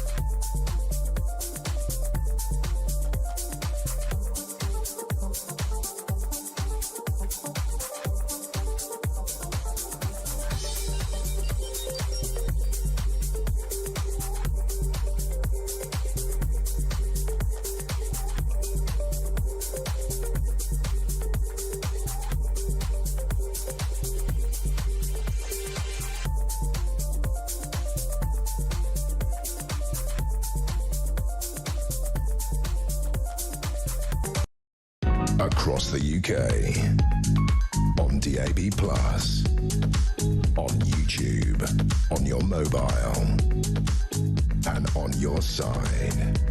This is Talk. It is Talk. 0344 499 1000. Let's move to this story. And there is an awful lot, by the way, of comments coming through on the big issues of the day. So stand by for more comment from you. Now, new guidance in helping teachers navigate sensitive conversations about pupil hygiene amid a cost of living crisis. Staff are increasingly acting as hygiene first aiders. Why can't parents who is sending their kids to school without teaching them the correct hygiene practices? Let's speak with Hilary Strong, lead of the Suds in Schools initiative. Good afternoon to you, Hilary. Nice to have you with us. What age group are we talking about here, and what are the prime issues? Hi there, Ian. Well, thanks so much for inviting me to join you. So hygiene poverty, in this case, we're talking about children all the way through from nursery right through to secondary. Mm-hmm. What we've really come to understand in the last few years, and a lot of that is through the work we do at Small and the Suds in Schools programme, is hygiene poverty is now affecting, we think, around 1 in 4 children across that age range. What it looks like could be a child coming to school with unwashed or dirty uniform, perhaps not having the correct uniform, unwashed, dirty, unwashed hair, not being able to brush their teeth, etc. So it can manifest in lots of different ways. We know it has a really huge impact on children and their ability to learn. It affects their self-esteem, it can lead to bullying and in extreme cases, absenteeism. So it's genuinely having a really big impact on their education. Yeah, I can get that. The obvious question, of course, that I'm sure that comes up, and you will be prepared for this, is that this isn't poverty, this is lazy parenting. We do hear that question a lot, and I think we have to recognise hygiene poverty is very similar to food poverty, to energy poverty. So in a cost of living crisis, the pressure on the household budget means families are having to make choices. Now, is that a choice between the way they eat, the way they feed their family? Is it about turning on the radiators and the heating? That filters through in the same way into the choice they're making about, can they afford everyday products? You know, those everyday products like toothpaste, shower gel, shampoo, laundry detergent, all of those things cost money. So they're part of the same household decision about how do you manage your budget. But do you think it's because, I mean, a bar of soap is about 10p, so and toothpaste not far behind. It surely, with respect, it's not that, is it? I mean, you know, there's no one that can't afford a bar of soap. I can understand the uniform, and that can be tricky, or decent pair of shoes, I get that. But washing, isn't that in a whole different place? I think one of the things that's really important with hygiene poverty is understanding that we're not talking about extreme situations here. So lots of the families that we're talking to that are experiencing hygiene poverty, they might even be double income families. So this is not a question of lazy adults, lazy parenting, but it's very easy for a household budget to come under pressure. You know, that could be job loss, it could be disability, sickness, it could even be cases of domestic abuse. So there are multiple situations that can lead a family into this. I agree. Poverty. And if you have horrendous things going on in the home and the last thing the parents do is think about washing their child or keeping them spick and span and clean, I can see how that can happen. But that isn't poverty, is it? That is neglect. I think that's a different situation, indeed. I mean, if you've got two income, there's no one in the UK who's got 2 incomes who can't afford soap. I think literally no one. Literally no one. It comes down to the choices that you're making. So the research we've done, talking to teachers, 4 out of 5 teachers tell us that they're seeing children experiencing hygiene poverty. Yeah. So how that manifests comes down to a lot of different issues, and hygiene poverty is a real thing. I agree. My sister-in-law is a teacher, and she has talked, you know, endlessly about the really sad stories of how kids, I think the phrase is, presents at school. And we all remember going to school with kids. At the time when you're a child yourself, you don't really notice it, and children are unkind. They talk about the smelly kid over there, or the kid with the horrible hair, or, you know, nits and all that kind of, you know, we understand that, but I think the area, I wonder whether getting people on board with this and selling it as poverty is not that I'm asking you to change your initiative, by the way. I'm just curious as a parent, and as a kid that grew up with not a lot of money, the one thing my mum and dad could always say when there was literally not a coin on the table was we went to school with clean teeth, our shoes looked nice, and we didn't smell. Yeah, I think all parents want that for their children. But I think what we're talking about here is families where that doesn't always feel the day-to-day reality. But again, that's neglect, isn't it? Or a lack of education rather than a lack of 10p to buy the soap. I think you're talking about soap as one particular example. If you think about how most of us got ready this morning, we had a shower, we used shower gel, we might have washed our hair, we brushed our teeth, we had our own toothbrushes. Each of those things, so we're not talking about a single item, we're talking about all those everyday household needs that help us, you know, achieve basic hygiene needs. And I don't think it's too much to want that for all of our children. and to think about how we can intervene and support them. OK, thank you, Hilary. Really nice to have you on with us. Hilary Strong, lead of the Suds in Schools initiative. I do get it. There are kids that turn up neglected. I understand there are kids that turn up, they haven't washed. You look at their hair, no one's washed that. It hasn't seen a... I'm sorry, I say this respectfully to our last... I'm not buying into the idea that you can't afford a toothbrush or a bar of soap and there is water coming out of your tap. I'm sorry. That is not poverty. That is neglect and bordering on abuse, right? But it's not poverty. 0344 499 1000. Let's find out a little bit more about what's going on over at the Reform Conference in Westminster. We've followed this on our screens. You can see Nigel Farage still there taking questions. Our reporter Samara Gill is down there as well with a question coming up in a couple of moments. Let's dip in and see what's happening. New York in those days? I think he was working in the pit, wasn't he? So I don't think Lee's in there. No, I think the answer is no. The answer is no. Nick and I mentioned in both cases many times. Beyond that, I don't think anybody is even mentioned in any way at all. Let's go on to Samara Gill from talkTV. Thank you. Jeremy Clarkson, a pub owner, he wrote a very scathing piece in The Sun this weekend saying that reform sounds great until you ask what they actually do beyond stopping the boats. He also said that voters don't know what they're signing up for. So can you name one policy on health, education or transport that would be measurably better after your first year in power, and tell us how voters would notice the difference? Hello, Jeremy. Here we are. I'll put a copy in the post to you. I've not been to your pub yet. I trust I'm not banned, along with all the Labour MPs. There you are. There you are. And actually, what he's saying is wrong. Wrong. We've been unveiling new names, new faces. We've been unveiling policies for the last 6 or 8 months, actually in considerable quantity. Now, I mean, of course, the trouble is, you know, he's surrounded, isn't he, by the Chipping Norton set, the sort of Cameron set, and you name it, and no doubt they're feeding this stuff into his ear. Look, he's very, very busy doing his farming and other things. And by the way, I think what he's done for farming is fantastic. I think he's woken the country up to how blooming difficult actually being a farmer is. So I can tell you, Jeremy, there's a constructive plan for pubs that also cuts the welfare bill. I'm sure he will approve thoroughly of that. And you can tell him we're working very, very hard on a proper agricultural policy as well. So I think perhaps he'd be reassured. Just spend less time with David Cameron would be my advice. Nina Lloyd from the Press Association.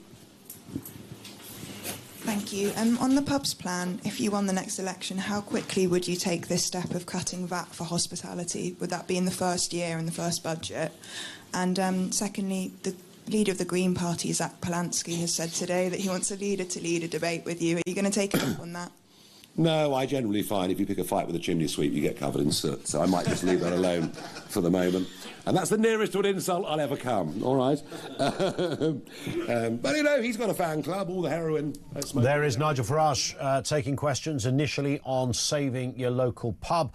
And Samara, our own Samara, put in that question about can you give a policy outside of stopping the boats, which was a point that Jeremy Clarkson had made at the weekend in his column. What else do reform stand for? He's not the first to ask and wonder what are the other areas. I thought Nigel was a little evasive on that, but he did say, you know, details to come, basically. What do you make of that? 0344 499 1000.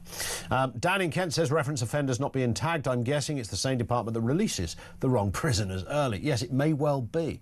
One in from Margaret in Birmingham on Epstein. She says he reeled people in, all of these people, but why? All well-known faces and names. They fell for his money and wanted to be around him. There is something deeper to this story.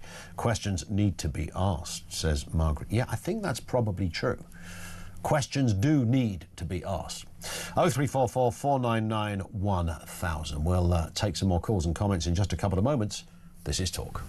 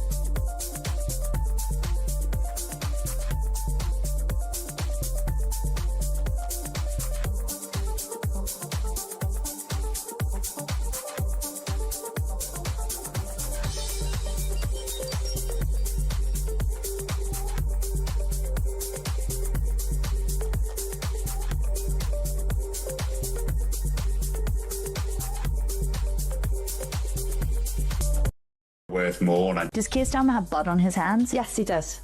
I hope he lives with that for the rest of his life. It's not just my child he's taken away. These poor innocent children that are getting raped daily, may I add. These poor women like Rhiannon that are getting murdered. He and all the other people that agree with this, they have those people's blood on their hands. 29 years, is that enough? Nothing will ever be enough.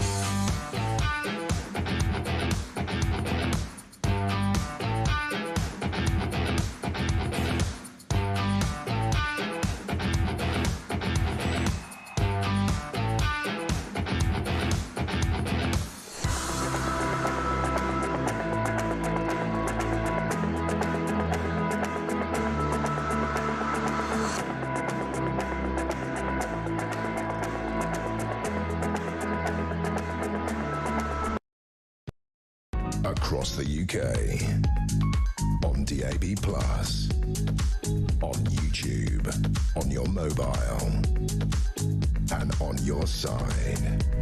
This is Talk. This from Dan in Tunbridge Wells. I think kind of is going to echo sort of what I was just saying. Hygiene poverty, give me a break. My widowed mum had 7 kids to look after, 3 of us at primary and nursery. Man alive. The rest secondary. We had no money at all, no treats, no carpet in the house, no central heating, very little food. We never went to school stinking, always smart and well turned out. How many of these kids go to school dirty, have a smartphone and a flat screen TV and a PlayStation at home, not to mention a visit to the chicken shop on the way home? Pathetic excuses from bad parents enabled by lefty liberal excuse makers, says Dan in Tunbridge. 100%. I mean, I can't. I went to school with kids. My own background was not an easy one either in that respect. So I recognise quite a lot of what Dan has just said, and lots of the other kids I went to school were in exactly, you know, that kind of sort of 1970s vibe of a very statist place where just a lot of working class people just survived. Nobody ever called it a cost of living crisis. It was just sort of expected that things were, you know, the whole point of the struggle was how life was. It wasn't a surprise that it was a struggle. It was literally how you were almost educated to be. Right, you're going to grow up and things will be tough and it'll be a struggle. And that's how families post-war, working class, not all elements of the working class, found themselves with very little. And when I look back at school, every kid, God, I'm thinking of it now, pretty much, there were 1 or 2 turned up looking absolutely fine and clean and tidy, and their hair was brushed and they didn't stink like a polecat.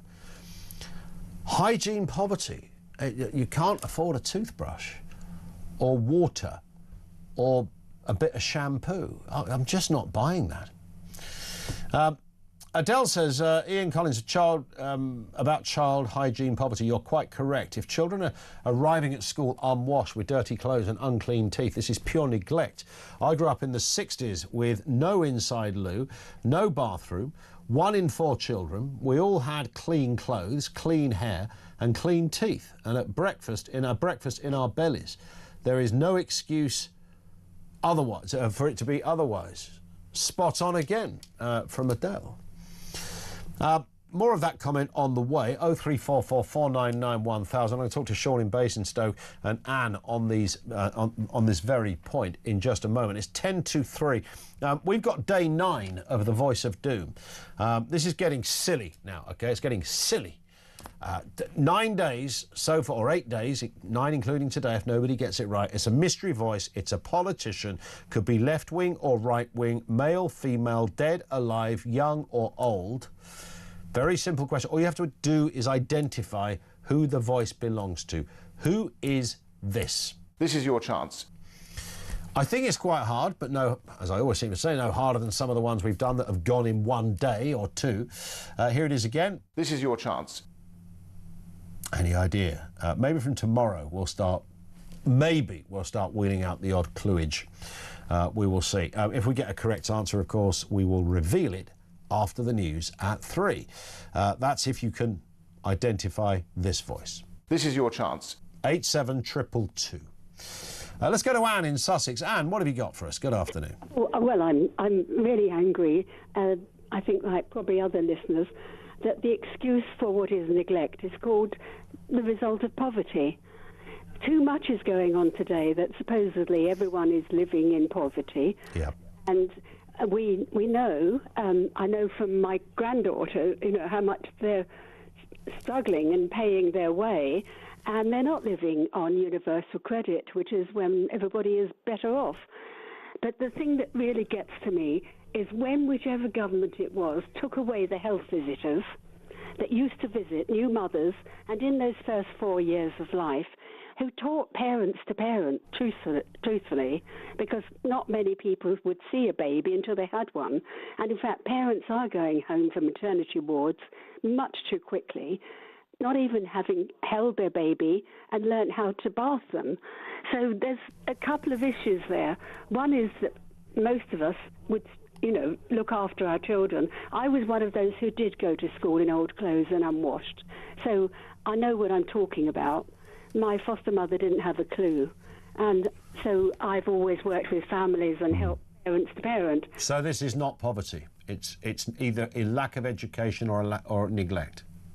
Neglect, laziness, every other reason. Of course there are parents who are addicts of one form and another, and those children are neglected, and sometimes it's obvious. Yep. But if a child is going to school unwashed and in dirty clothes, why isn't somebody talking to the right people? Social services, health visitors, doctors.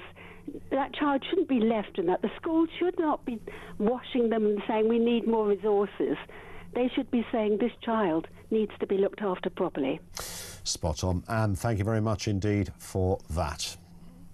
It has now been announced by the Lord's Speaker that Lord Mandelson, or he shall now be known as Peter Mandelson, is to step down from the House of Lords.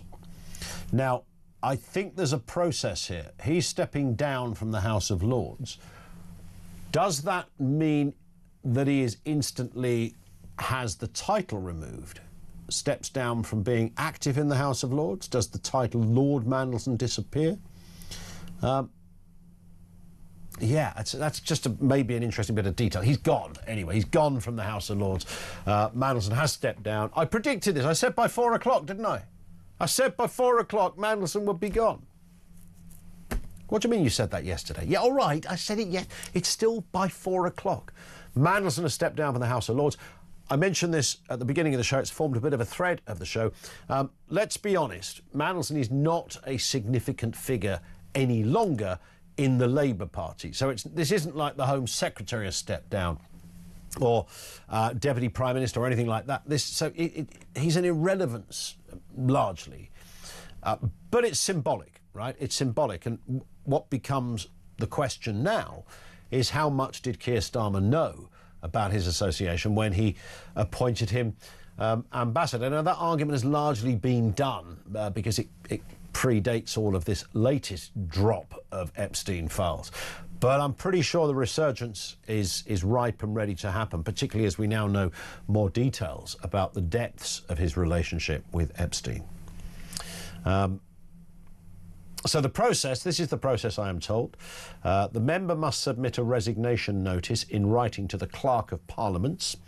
This notice must be signed by peers and the peer and a witness. The notice must specify the date from which the resignation takes effect. Once the resignation is submitted, it cannot be rescinded. The Lord Speaker informs the House of the resignation at the start of business on the day it takes effect. So there it is.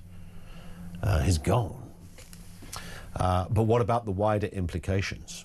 What about the rest of the story? This comes in from Robert, who says, I had the misfortune of using food banks on various occasions, and every time in the box is soap and shampoo, even though I'm bald, plus toothpaste and toothbrushes, and even a small bag of washing powder. So these parents sending their kids to school dirty is lazy. Absolutely. Absolutely. I don't believe there's anyone who can't afford a bar of soap, if nothing else, and to make sure your hair is at least brushed. Let's go back to Mandelson. Nick down in London. Nick, what have you got for us? Afternoon. Hello, Ian. Hi.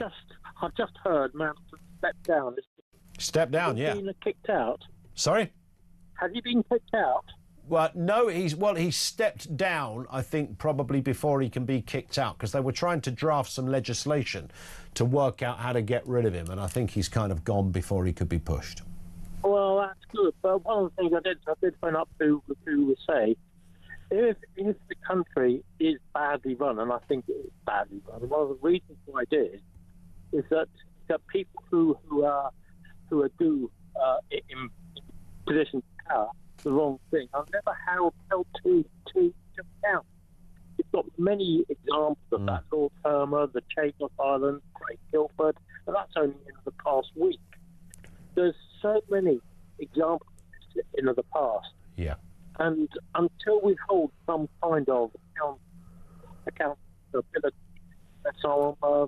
I hear you. Listen, Nick, your phone line is sadly getting the better of us. The gremlins are at work, but the broad brush of everything you wanted to say there, absolutely bang on. I hear it. Thank you, Nick in London. Andrew in Salisbury, hygiene poverty is just an excuse to blame a government. Neglect and bad parenting is definitely a factor.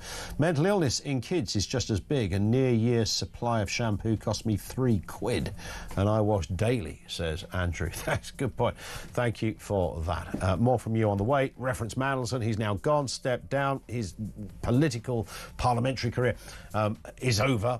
Not that he's an important figure today, but what does it mean for the current Labour Party? And have we got a winner on day 9 of The Voice of Doom? This is The Voice. This is your chance. If you think you know who that is, 87222.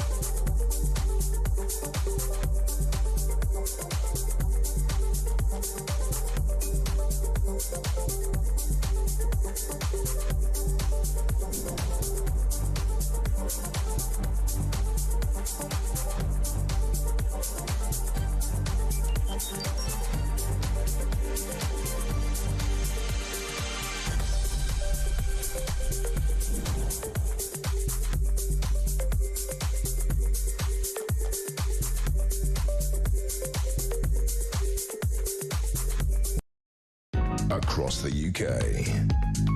On DAB+, on YouTube, on your mobile, and on your side.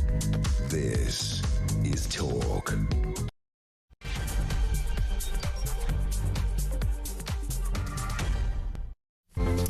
As you've just been hearing, as we broke just 5 minutes ago, Peter Mandelson is to step down as a member of the House of Lords following those latest revelations about his relationship with the financier and paedophile Jeffrey Epstein.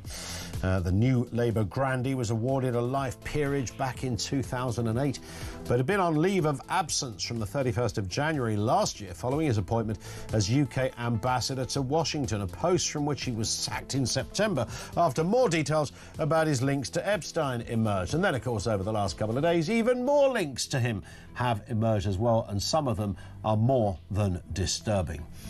More responses on that. Also this afternoon, we've been looking at the story of criminals who are meant to be wearing a tag, many of them rather dangerous, roaming the streets, free to commit further crimes, because 30% of them in some areas are not actually wearing the tag. How did that happen? Details to come.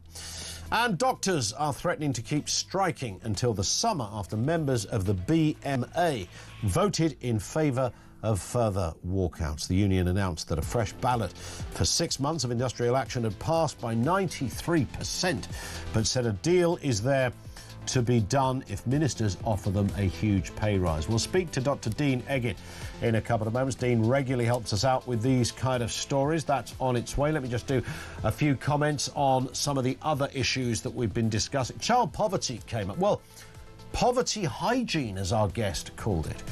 And we were slightly questioning what that meant. Understandably. Regarding child poverty, this one says, I'm sorry, but this is again giving excuses to lazy parenting. We had no money growing up, but yes, I could have had a wash without help from the government. Yeah, I think that goes for most people. And I know there's always the danger of getting into the kind of Monty Python, I used to live in a shoebox. Have you noticed that in the up-and-coming by-election, you've got a couple of candidates battling it out for who is the most working class? And I mean, genuinely, they are making their own list, going, no, I grew up like this. We didn't have this. We had that. I was here. I didn't have any of... And then the other one chips in. Yeah, well, that luxury.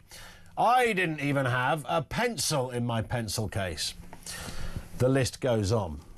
And one from Elaine. Charities and even food banks hand out hygiene products for free to anyone who wants them these days. There's no excuse these days. It's laziness or other neglectful behaviour that's the answer, not poverty. It is really not a poverty issue.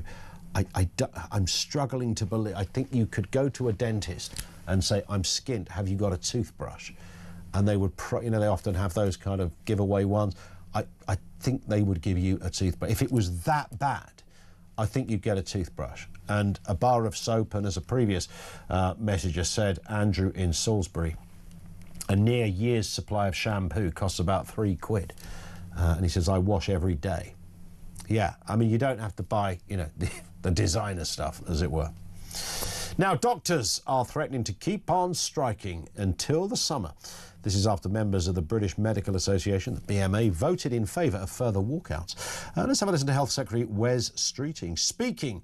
This is just before Christmas on the issue of industrial action. We did everything we could to avert these strikes, even meeting for hours with BMA officials yesterday to see if even at the 11th hour we could avert the strikes. After constructive discussions, we still weren't able to persuade the BMA either to come into negotiations or indeed to delay strikes to January as I had offered. Our entire focus now is on keeping patients safe, particularly over the next 5 days of strike action, but also through what is the peak period for the NHS. Yeah, well, he's got his views and the BMA have theirs. Let's speak with Dr. Dean Eggett, GP, CEO of Doncaster Local Medical Committee. Always good to see you, Dean. I mean, this is clearly troubling, and I'm bound to say, and I think you might concur, troubling for patients. Yes, Ian, good to see you again. I'm sorry we're here again. This is strike round number 14. And yes, it is troubling for patients. And honestly, I think I want to start off by saying that although there was a reasonable turnout, there's 52% of resident doctors who were eligible to vote who did vote, and they got 90-odd%, I think, in their ballot. So really strong mandate there. That still only represents about a third of resident doctors. So please, patients, don't see this as a sign of the NHS wanting to leave you high and dry. This is a minority of doctors, really, who want a pay rise and are willing to take strike action for it. So I'm sorry, patients, you're going to be in trouble yet again, and held to ransom by about a third of resident doctors. Yeah, it is, of course, it's an incredible, breathtakingly expensive process for the NHS when this happens. And of course, you know, I know there is always this, you know, the BMA always put out a line that no patient will be in danger, and, you know, that there are agency staff can come in to cover the shifts, etc. I mean, I think, Dean, that stretches it a bit. I'm pretty sure if you remove a significant amount of clinicians from their shifts, then you, at the very least, run the risk of there being a knock-on effect to the detriment of patient care. Yes, well, we just have to be quite clear about this. This harms patients, and I'm really not fussed about what the BMA say about this doesn't harm patients. What they're saying when they say that it doesn't harm patients, they mean that suddenly there isn't a spike in patient deaths in hospital when these strikes occur. Now, the reason why there isn't a spike in patient deaths is because senior doctors step in and hospital trust buy in extra staff to take care of patients during that time. And importantly, they also reduce the number of people that are having operations or routine procedures at that time to protect patients. So yes, there isn't a spike in deaths in hospital, but what there is a spike in is people sat at home languishing in pain, struggling to get the treatment that they want because it's been delayed because doctors aren't in work. So this is not harmless, this is harmful. It's harmful with patients at home that aren't seen and aren't counted. Indeed, and that knock-on effect, as you rightly say, is not always it's not always glaring and staring at you. We're not just because nobody dies doesn't mean there's not. It's not the only criteria for a problem, of course. 26% pay rise. This is significant. The argument that comes from the BMA, they have a slightly different way of counting inflation, but nonetheless, the broad brush of their argument is it's not a pay rise, really. This just takes us to where we should be had we been given incremental pay rises over the last X amount of years. That's more or less, I think, their argument. And you know what? I'm inclined to agree. The pay offer that's going to be put to resident doctors this year is going to be 2.5%. And when you look at all of the rises in cost that are around us, that's not going to cover costs. Now, if you say that that's been going on for a decade, which indeed it has, you can see that pay rises across the world will eat into your cash and therefore effectively look like pay cuts. And that's what resident doctors are trying to say. But that applies to everybody. That applies to me, that applies to you, Ian, that applies to all of the people who are watching at home. We all have to tighten our purses because the world is just a more expensive place. And doctors are not unique in that. So to have already had a nigh on 30% pay rise and 1 to 26% extra is incredibly hard to justify. Doctors should get paid a lot of cash. It's a hard job. It's a lot of hours. It's a lot of work. So you would expect them to get paid a lot. But you can't do that in isolation. If doctors get paid more, then nurses will get paid more. Everyone will get paid more. And quite frankly, that is unaffordable. What doctors are asking for is to be treated uniquely, and that's just not okay. Dean, on that point, thank you very much indeed. That's Dr. Dean Eggert, regularly helps us out on these kind of stories. It's not okay.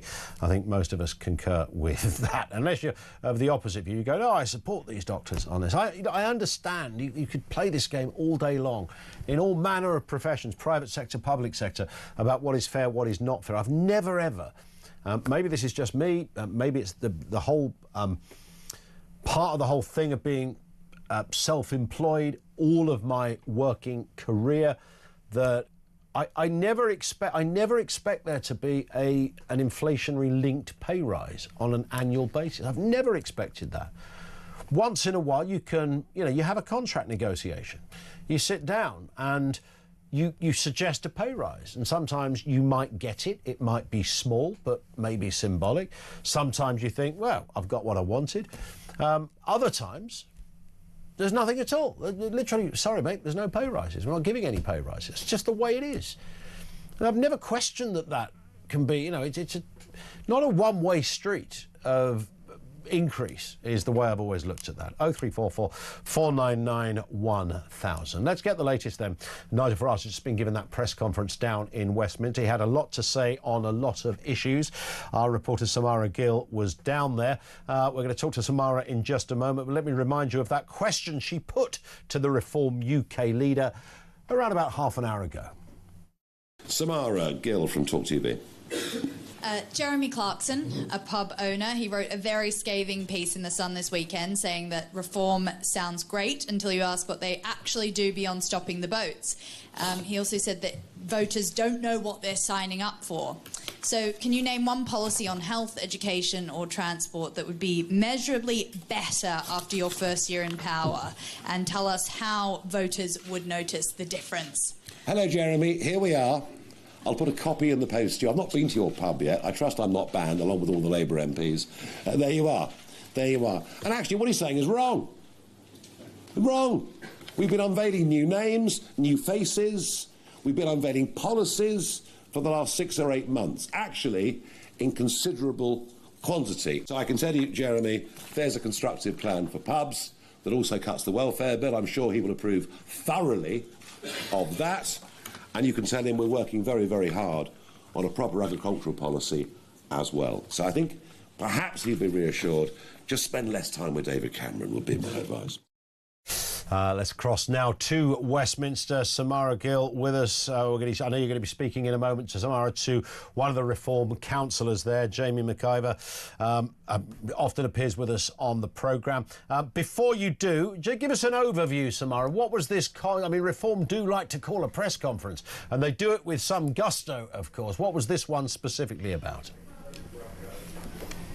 Well, this press conference was specifically about saving the pubs. Obviously, pubs have suffered massively under consecutive governments, and Nigel Farage and Lee Anderson had their big plan that they unveiled today. Luckily enough, I've got Jamie McIver here to talk about it. It was quite annoying because a lot of the actual questions revolved around Mandelson from the media, so we didn't talk too much about pubs in that respect. But I do think that a lot of national focus has come off pubs. They are a meeting place for most of the nation, and many of them are shutting down, thousands of them. So they are in crisis, and it was good to see a little bit of focus on them for once. Jamie, what is... joined by Jamie McIver here from Reform, what is your sort of edict of how you're going to save pubs in the United Kingdom? Well, I think first of all, we are the only party that recognise the importance, Samara, of pubs. We are the only party, I think, that has almost every one of our members of Parliament, if they walked in a pub, would get a round of applause and a cheer, because Reform, as we know, is the only party that really connects with people that actually go to pubs, and the only party that understands how difficult it is for a pub landlord just to get by. And that's not just looking at taxation, that's looking at a whole host of issues. So what happened today was Lee Anderson delivered, along with Nigel Farage, our 5-point plan to save the local pub. Pubs are at the beating heart of communities. I represent Ongar in the villages in Essex. You know, we are a community that relies heavily on our pubs, not just as a place to go and socialise with friends and family, but as Lee Anderson said today, a place where people go when they're feeling down. There's so much social benefit to having communities with strong pubs. And as Nigel said, we're losing village post offices, we're losing village shops. Our churches now are having a very strange dynamic and dimension of politics added to them.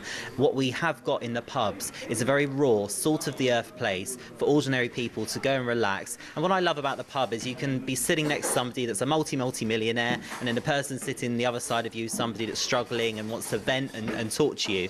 They're places where communities come together, and they're a big part of the social fabric of the United Kingdom. Well, there you go. Nigel Farage was...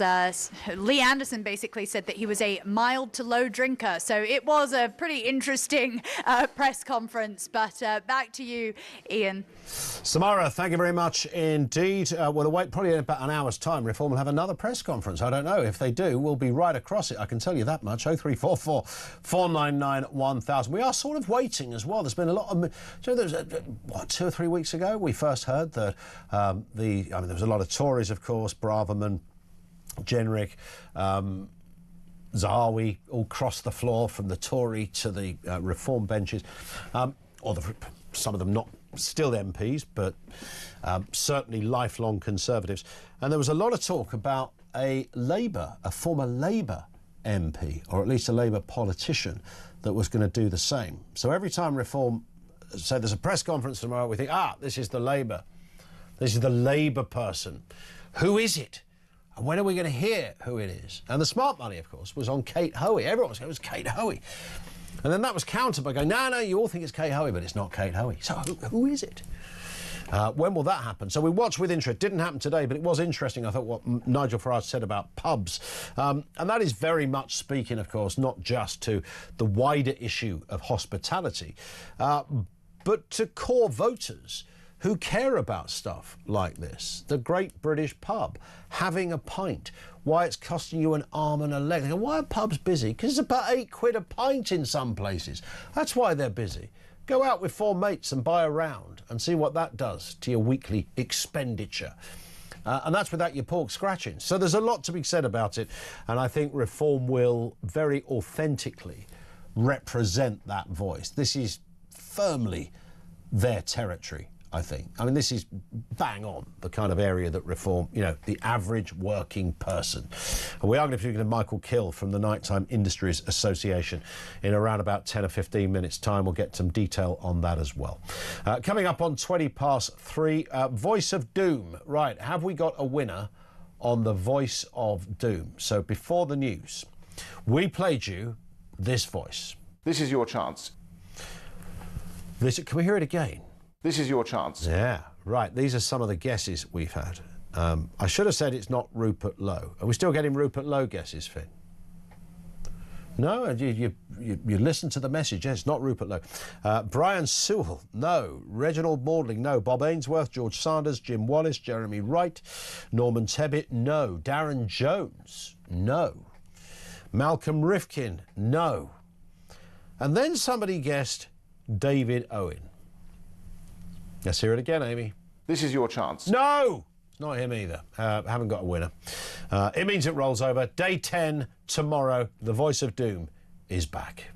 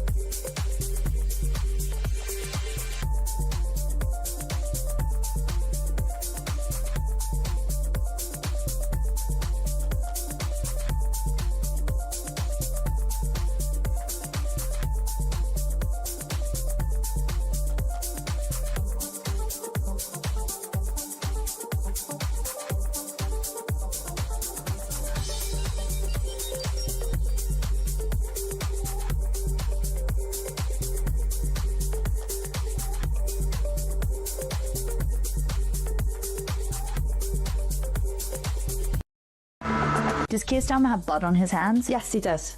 I hope he lives with that for the rest of his life. It's not just my child he's taken away.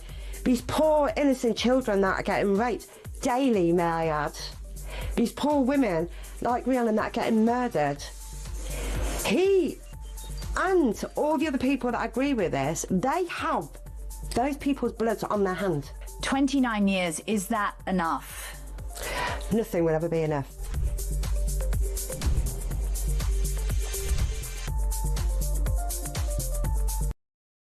Across the UK, on DAB+, on YouTube, on your mobile, and on your side.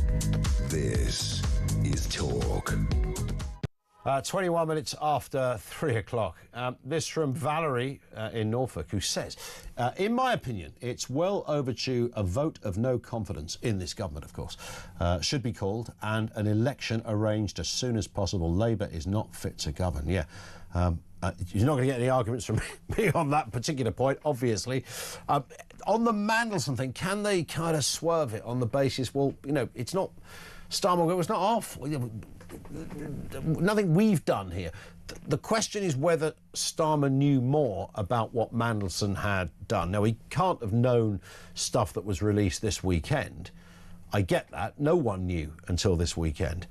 But it all rests on this issue, which, and I know the argument has largely been had after he was had to step down as ambassador. At that point, that was last September, that's when everybody said, you know, did Keir Starmer know that he kept up his association with Epstein after the truth came out of Epstein's paedophile proclivities?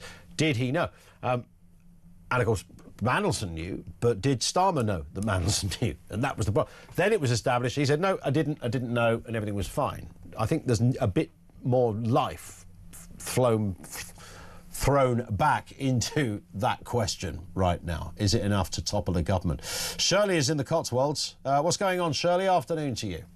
Hi, Ian. Hiya. The news has kind of caught up with what I was going to say, but what I was going to say, and I still think it's true, any of the Joe public would never have been dealt in the way that Peter Mandelson has. The police have been saying they haven't had the opportunity to question him. Anybody else, like Lucy Connolly, she was thrown in jail for, I don't know, 18 months or something for a tweet. The nurse that's been accused of murdering babies in Chester, she was, the police knocked on her door, got her to the police station. She's locked up in jail. Why is Peter Mandelson not being dealt with in that way? Why has he had the opportunity to resign? He should have been sacked. Him and his husband should have been marched down to the police station and questioned like anyone else. And it's this Labour sleaze. It just gets worse by the day. It's absolutely outrageous. It is. He's been making his wealthy friends wealthier by giving them the nod as to when to buy shares or whatever. Well, if he has literally done that, then he would be looking at... I can say this, I think, confidently. I'm not a lawyer. I think he would be looking at an arrestable offence. At the moment, the evidence is that he was sending stuff over to him that didn't... There was no financial gain for Mandelson in that sense, but he was obviously benefiting from the fact that over the years this fella threw him a few grand whenever he asked for it, it seems, although Mr Mandelson, of course, has no memory of any of this stuff, which is bizarre. But it sounds curious, Shelley, but at the moment I don't know what offence he's necessarily committed outside workplace rules and it being a bad look. Well, that's enough, I think. He's going to get away with it. You can tell the way they're talking. I think the reason the police haven't been able to get in touch with him is because he's been on the telephone to all of his, the likes of Starmer and everybody, telling them that whatever they come out and tell the police, he's going to, well, whistle blow on everything that he knows on them. So he's probably been rounding up all of his enemies. I mean, if he's got any sense, Shirley, he'll have kept quiet, shut his gob and be sucking his thumb on the sofa right now, crying his eyes out. Oh, he's been there before. He doesn't seem to learn any lessons. The man's a disgrace, and the Labour Party is just full of sleaze. We've seen all the Labour MPs on telly today. Oh, they don't know the full details. They can't comment. Oh, it's a shocking disgrace. This country is just going down the pan with this lot.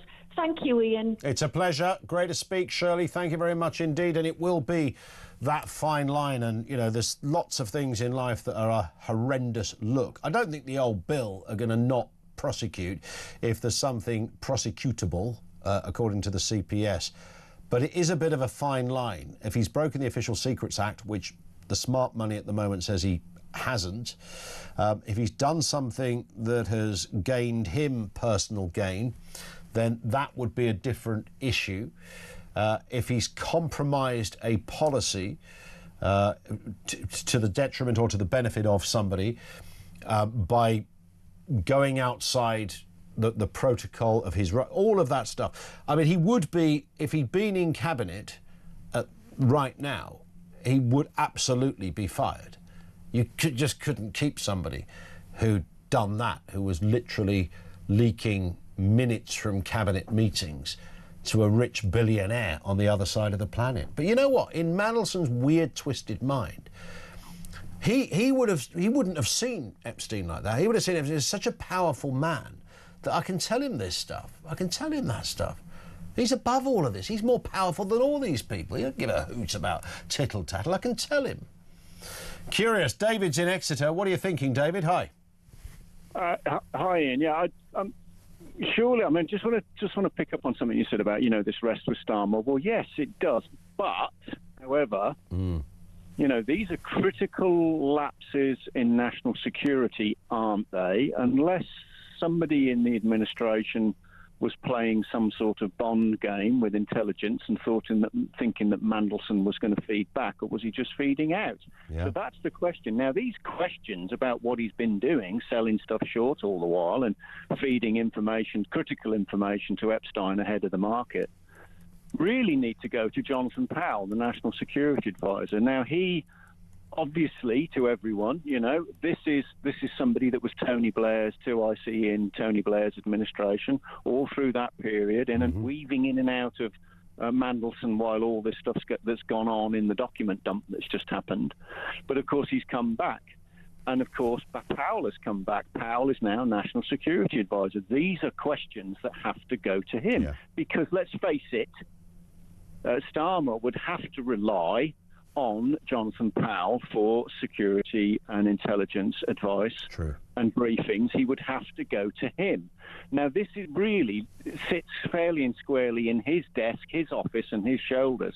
But, of course, as we know, and I've said this many times before, and there's a few people picking him up at the minute. Michael Gove just had a burst in The Spectator. But, of course, he's refusing to go before Parliament to answer any questions. So let's say an MP that would want to talk to him about this, right, what's been going on, really, right? Even if they want to do it in a closed session because it was some kind of intelligence operation, there's an intelligence been flowing one way, but it's whether it was flowing back. Yeah. But we've got to be talking about Jonathan Powell in all of this. He's the guy. I get it. That's a great point. But do you think, is it, again... this doesn't make any excuses for anybody, because I think Mandelson should be almost unemployable now, just based on trust. I don't know where he could work. He probably doesn't need to work. But the fact that, he gave Epstein advance notice of a €500 billion bailout by the EU to save the euro, that sounds like big news. But is there any benefit to Epstein in getting that information? Well, there is, because Epstein... Now, listen, so I'm not endorsing the guy. I'm just stating this guy was running a very sophisticated, clever financial operation globally, all offshore, out of sight of any scrutiny. He's an oligarch in his own right. Obviously, we're now looking at it correctly in terms of it being a honey trap and blackmail and leverage, but it's a huge money operation. Yeah. So the questions are... Right, Peter, were you feeding back to MI6 as to what was going on, or were you just feeding to Epstein? What were you actually doing? Because, and I said this early on when this started to rupture with him months ago, when it was starting to the story was starting to rip a few months ago, was, what this looked like to the layperson was not a sort of... a later Bond film. It looked like the early original Bond film with Peter Sellers and David Niven in Casino Royale, where it looked like it was which was more of a parody, yes. You're running some sort of ridiculous intelligence operation, and you're all running it with idiots, right? See, so this is where we've got to go with this, because these are strategic problems for the country. We're really, look, Ian, we're really vulnerable at the moment. Yeah. Our monarchy is being attacked. Our political class is being attacked. We've got institutional capture on what appears to be right wing and far right wing. I mean, this is serious. And at the moment, and this is the key bit, how do we, even if we want to as a people, vote our way out of this problem? How do we do that? How do we do that? On that point, David, great call. There's a lot in there in what you've said. How do we vote our way out of this problem? Because you just transfer the problem to the next government. One of the email exchanges that I think was one of many that was really disturbing, but again, does this break the law? Another email exchange suggests Lord Mandelson tried to secure changes to a planned tax on bankers' bonuses following a conversation with Epstein. The policy was introduced after the financial crisis and meant that bonuses over, you may remember this, bonuses over £25,000 in the financial industry would be liable to an extra 50% tax rate. On December the 15th, 2009, Epstein wrote to Mandelson, any chance of making the tax only on the cash portion of the banker's bonus. So he's asking Mandelson if he can kind of change the policy. Mandelson says, trying hard to amend. Treasury digging in, but I'm on the case. Mandelson had told the BBC that every UK and international bank was making the same argument about the impact on UK financial services. My conversations in government at the time reflected the views of the sector as a whole, not a single individual. Now, again, maybe Mandelson was working on that. Maybe it's nothing to do with Epstein. You'd have to prove malfeasance and some other criminality that was at point there. I mean, Epstein, don't blame him. He's asking a bloke that's in senior position in government if there's anything you can do on the tax rate for bankers' bonuses. That's going to be a fine line for the CPS, that kind of stuff. 0344 499 1000. We'll talk about the nighttime industries in just a moment as well. Just gone 3:30. This is Talk.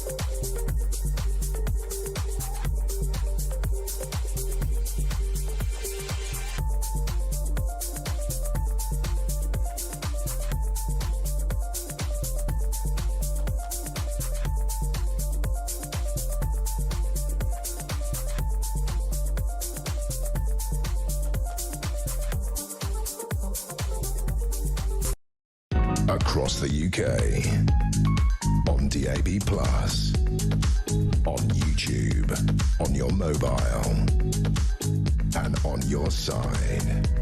This is Talk. It is Talk, 25 to 4. Brad in Cambridge. I think that Starmer's appointment of Mandelson speaks volumes to Labour's lack of anyone of high enough calibre to hold the office. That's what happens when a party is filled with protesters and activists rather than business people and professionals. You may remember, of course, that I can't remember what the particular press conference was, whether it was the announcement of Mandelson as ambassador or something that predated that. But the line that Starmer uses, well, it's just Peter, isn't it? You know, like, oh, good old Peter, you know what he's like. As much sort of acknowledging the unconventional nature of the man as his suitability for office, ambassadorial or otherwise. That's how that came across. And that's kind of how Mandelson stayed in work, really. It's just Peter. Look, he's not conventional. Doesn't always play, but look, he's not that. He knows where the bodies are buried. He'll tell it like it is. He'll get things done. And the crazy thing is, by all accounts, he was pretty good as an ambassador in the half an hour that he did it for. It was 7 months, but it felt like half an hour. You were hearing in that press conference earlier Nigel Farage saying that Reform would scrap Labour's plans to cut the drink drive limit. The Reform leader said the proposed change would be a further unnecessary hammer blow to pubs. He urged Keir Starmer to leave the issue well alone. And of course Labour are planning on toughening up drink driving rules in England and Wales and could align them with Scotland, where there's, I think, if any evidence at all, that it's made a difference. The Daily Telegraph has been campaigning to save UK's pubs, which are reeling from business rates, an increase to employers' national insurance, and of course the rise in minimum wage. Pubs in particular are just being hit from every single angle. Let's get a word from Michael Kill, Nighttime Industry Association voice. Michael, good afternoon to you. Good afternoon. Always nice to have you with us. Your reaction then to Reform UK today making this announcement? Listen, without a doubt, that is on many people's agenda in terms of a wish list of things that we would like. The reduction in all of those tax burdens would make a significant difference. And, you know, the one thing that we're really pleased to see is it's on the agenda of every party, whether you talk about the Greens throwing raves or Reform, talking about VAT, NIC, Conservatives talking about abolishing business rates, and even Lib Dems talking of VAT reform. So the reality is the conversation is happening. What that looks like in terms of financial terms when someone's in government is another question. Sure. But the reality is Labour at the moment is lagging. And with a local election due in May, I think the challenge we have is they need to come out of the blocks and show us what they're going to do to move forward, because the conversation is starting thick and fast as we move towards May. Yeah, absolutely. This, of course, as I mentioned, it's not so much a trio of problems coming in the direction of pubs and hospitality. It's probably more than that. But I mentioned the obvious ones about business rates, national insurance, minimum wage, etc. I mean, how much more can pubs take in this respect? Every time I talk to my local publicans, and in about an hour and a half I'll be in one of those pubs having a swift pint after work with a mate, the story is the same. You know, they are literally just keeping their head above water, if at all. Listen, we're losing a huge, we're losing a pub a day. We're losing a couple of nightclubs a week. We're in a very fragile sort of position in terms of the ecosystem. There is no raw room. We can't cut it any slimmer than we are. We've seen our operating costs go up between 30 and 40% as of the 1st of April, although we're talking about a 15% reduction and a freeze. The reality is that's a drop in the ocean. Yeah. It's almost like the government have taxed us £1 and given us back 15 pence. So the reality is that is not good enough. It's not strong enough to get the industry up and going. It's not giving them the financial headroom. So there is a lot to account for in terms of where the government has positioned this industry. And they need to come out with a very clear message that they are supporting. And at the moment, it's not pro-growth and not pro-investment in any way, shape. Indeed. I was reading, and you might have seen this as well, Michael, the story of one pub in Winchcombe near Cheltenham called the Corner Cupboard. They've been pouring pints there for 150 years. Really iconic Cotswolds boozer, proper, almost the quintessential English country pub. 150 years they've been going. It only reopened in July under new ownership, but it's about to close. It's announced it can't go on. Now, if a nice pub in a good area like the Cotswolds can't make a few quid, then that kind of tells you quite a lot. Listen, it's a telling story across the country, whether you're a rural pub looking for support and being that really sort of important hub of community, or whether you're a city centre pub or bar, they're an important part of our community. And I think the reality is when they're gone, it's hard to get them back. And we talk about that in hospitality, pubs, bars, restaurants. All of these are really important to sort of make us meeting places where people celebrate, meet friends, long lost companions. So for us, we're an important part of community, and we need to make sure that they're protected. But this is why this conversation is important, and it's really important that all the political parties are now coming out and showing what they're going to do, because that's going to push everyone to do more as we move forward towards that election. And I think the challenge, as you say, is, VAT is a priority for us. The national insurance contribution has been a real hit on us, but business rates as of the 1st of April, even with the 15%, is going to be a challenge for many businesses out there. Yeah. Final story. I quite like this, Michael. One publican, this is Chris Gazarian, who runs the Green Dragon in Hertfordshire. He's decided to start pouring a new pint called the Rachel Thieves. You ask for a pint of Rachel when you go in there. All you actually get is not beer. It's just, he says if it was beer, it would be very bitter. But water comes out of the tap when customers ask for it. He's making his own protest, and why not?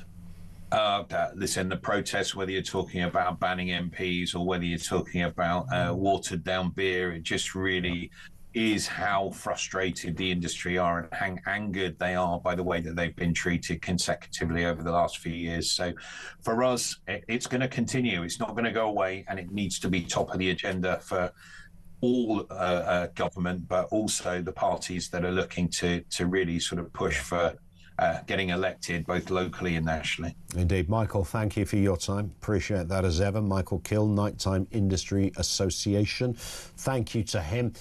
It's a very real issue. And I said before the news, before we spoke to Michael, that this is very, if you like, classic territory for Reform to park their tanks on. Everything about it, the pub, the working man having a pint. I mean, look at Nigel Farage's own image. He loves a smoke and loves a pint.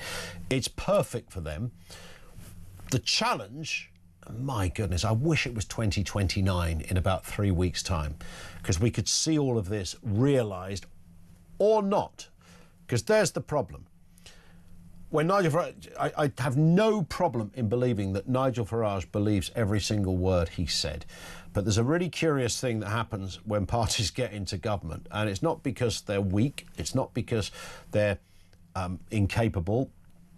It's not because they lied.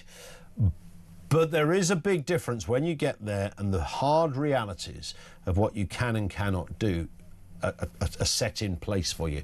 And stuff like anything that involves, oh wait, no, we won't put a tax on that, we'll remove the tax from that, we'll remove that policy. You can often find yourself up against an absolute brick wall where, various experts and permanent secretaries and whoever will say, I'm not talking about the odd ones, I'm talking about genuine people who go, mate, you can't actually do that. If you do that, you can get rid of that tax. You can it's fine. Don't business rates, cut them all. Minimum wage, but cut them all. You can do all of that if you want to, but you'll have to find it over there if you lose it from there. That's a fact. And that's the bit that nobody can really solve. This conversation is happening all around the world. I was having a chat to a fella this morning who works in the world of digital security, and we were talking about digital ID. And he was saying that the rate of knots that it's being implemented and put into place is absolutely unbelievable. He said, this isn't going anywhere. And I said, well, Reform have said come 2029, they'll get rid of it. And Nigel Farage says he would go to jail rather than have it. He said, that's nonsense. It's not. He said, it's not going anywhere. It is remaining. It is not going anywhere. So I guarantee it is not disappearing. It's going to get bigger.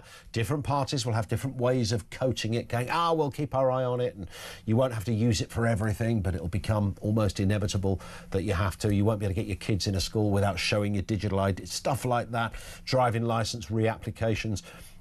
He said it's there. So where does that leave reform when they hit the road in 2029, when they can't get rid of digital ID, they can't help out pubs in the way that they would genuinely like to? How many of those barriers are they going to come up against?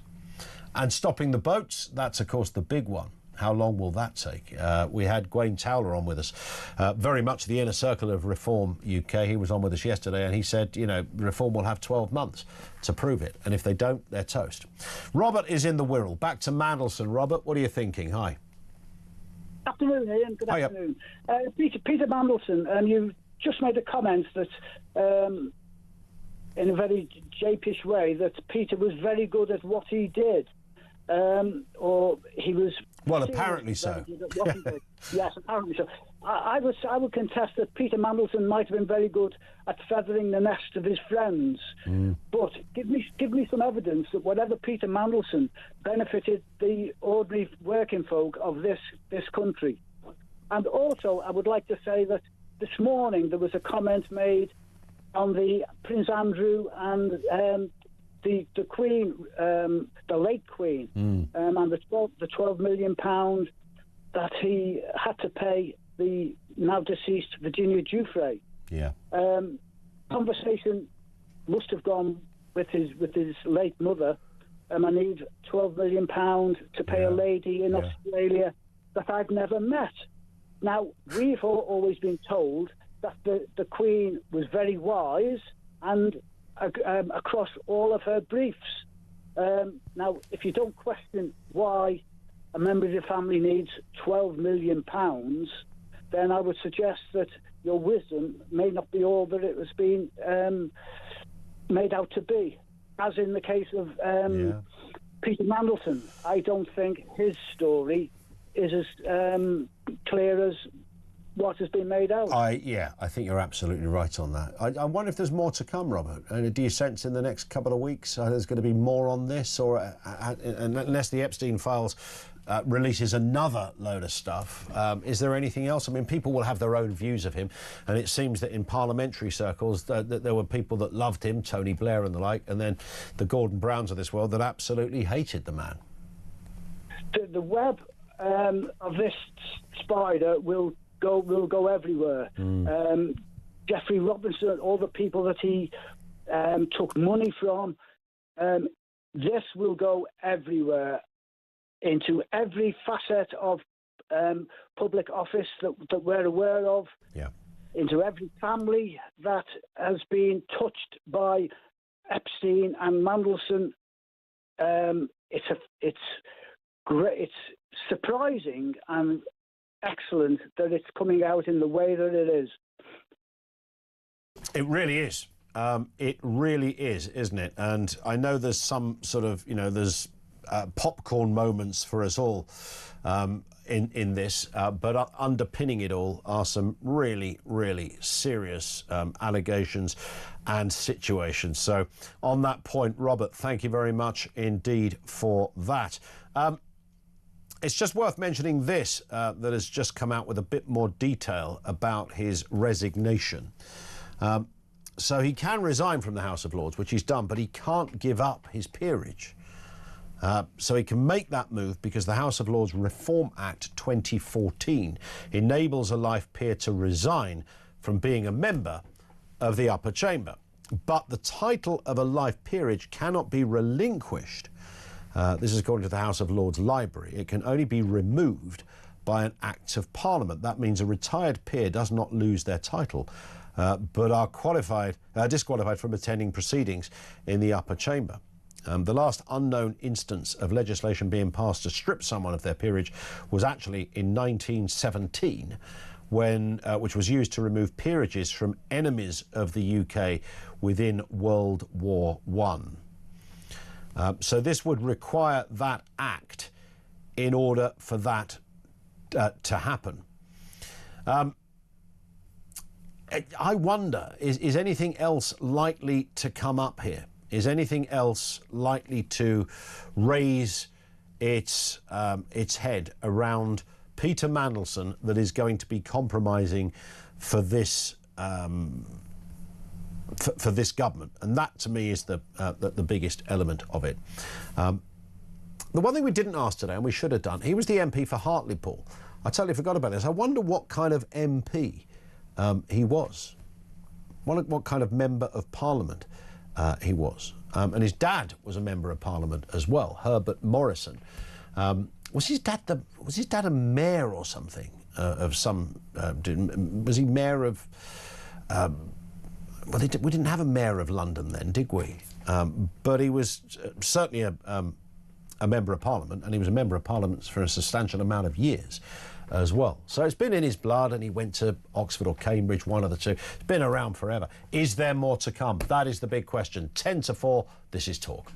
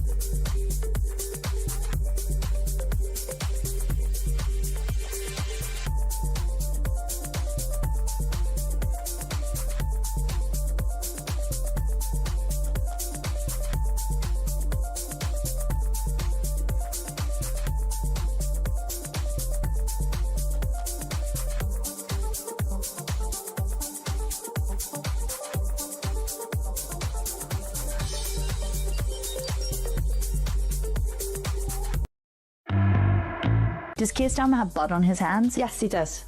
I hope he lives with that for the rest of his life. It's not just my child he's taken away. These poor innocent children that are getting raped daily, may I add. These poor women like Rhiannon that are getting murdered. He and all the other people that agree with this, they have those people's blood on their hands. 29 years, is that enough? Nothing will ever be enough.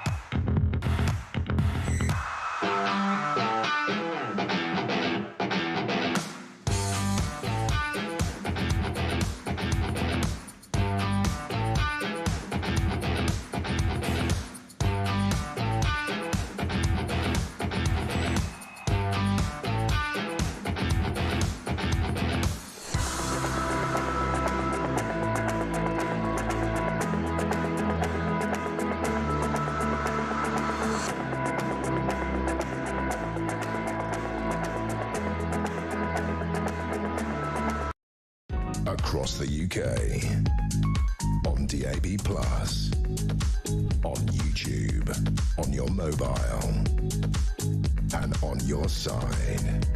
This is Talk. It is Talk. Kevin O'Sullivan with us shortly to tell us exactly what's been going on, or what's going to be going on in Drive 5 to 4. We talked about Hartlepool, Peter Mandelson, MP there for over a decade. This is Paul in Hartlepool. How you doing, Paul?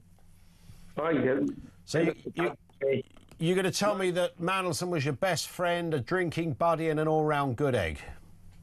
No, the only thing I know about him is he actually come to me house campaigning. Yeah. Labour got in, you know, and the reason why it seemed okay, you know, he come into me house at the time, because at the time the Tories were they weren't doing nothing. They weren't doing out for at the time. And now you probably got my vote because these aren't doing out. I can't even remember what the situation was at the time, but I just know that I was going to vote Labour instead. But he come into my house and that, and he said, "Oh, I'm going to put the poster up and all that." And I said, "Oh no," we shook my hand and whatever. He said, "Anything you do for your family or anything like that,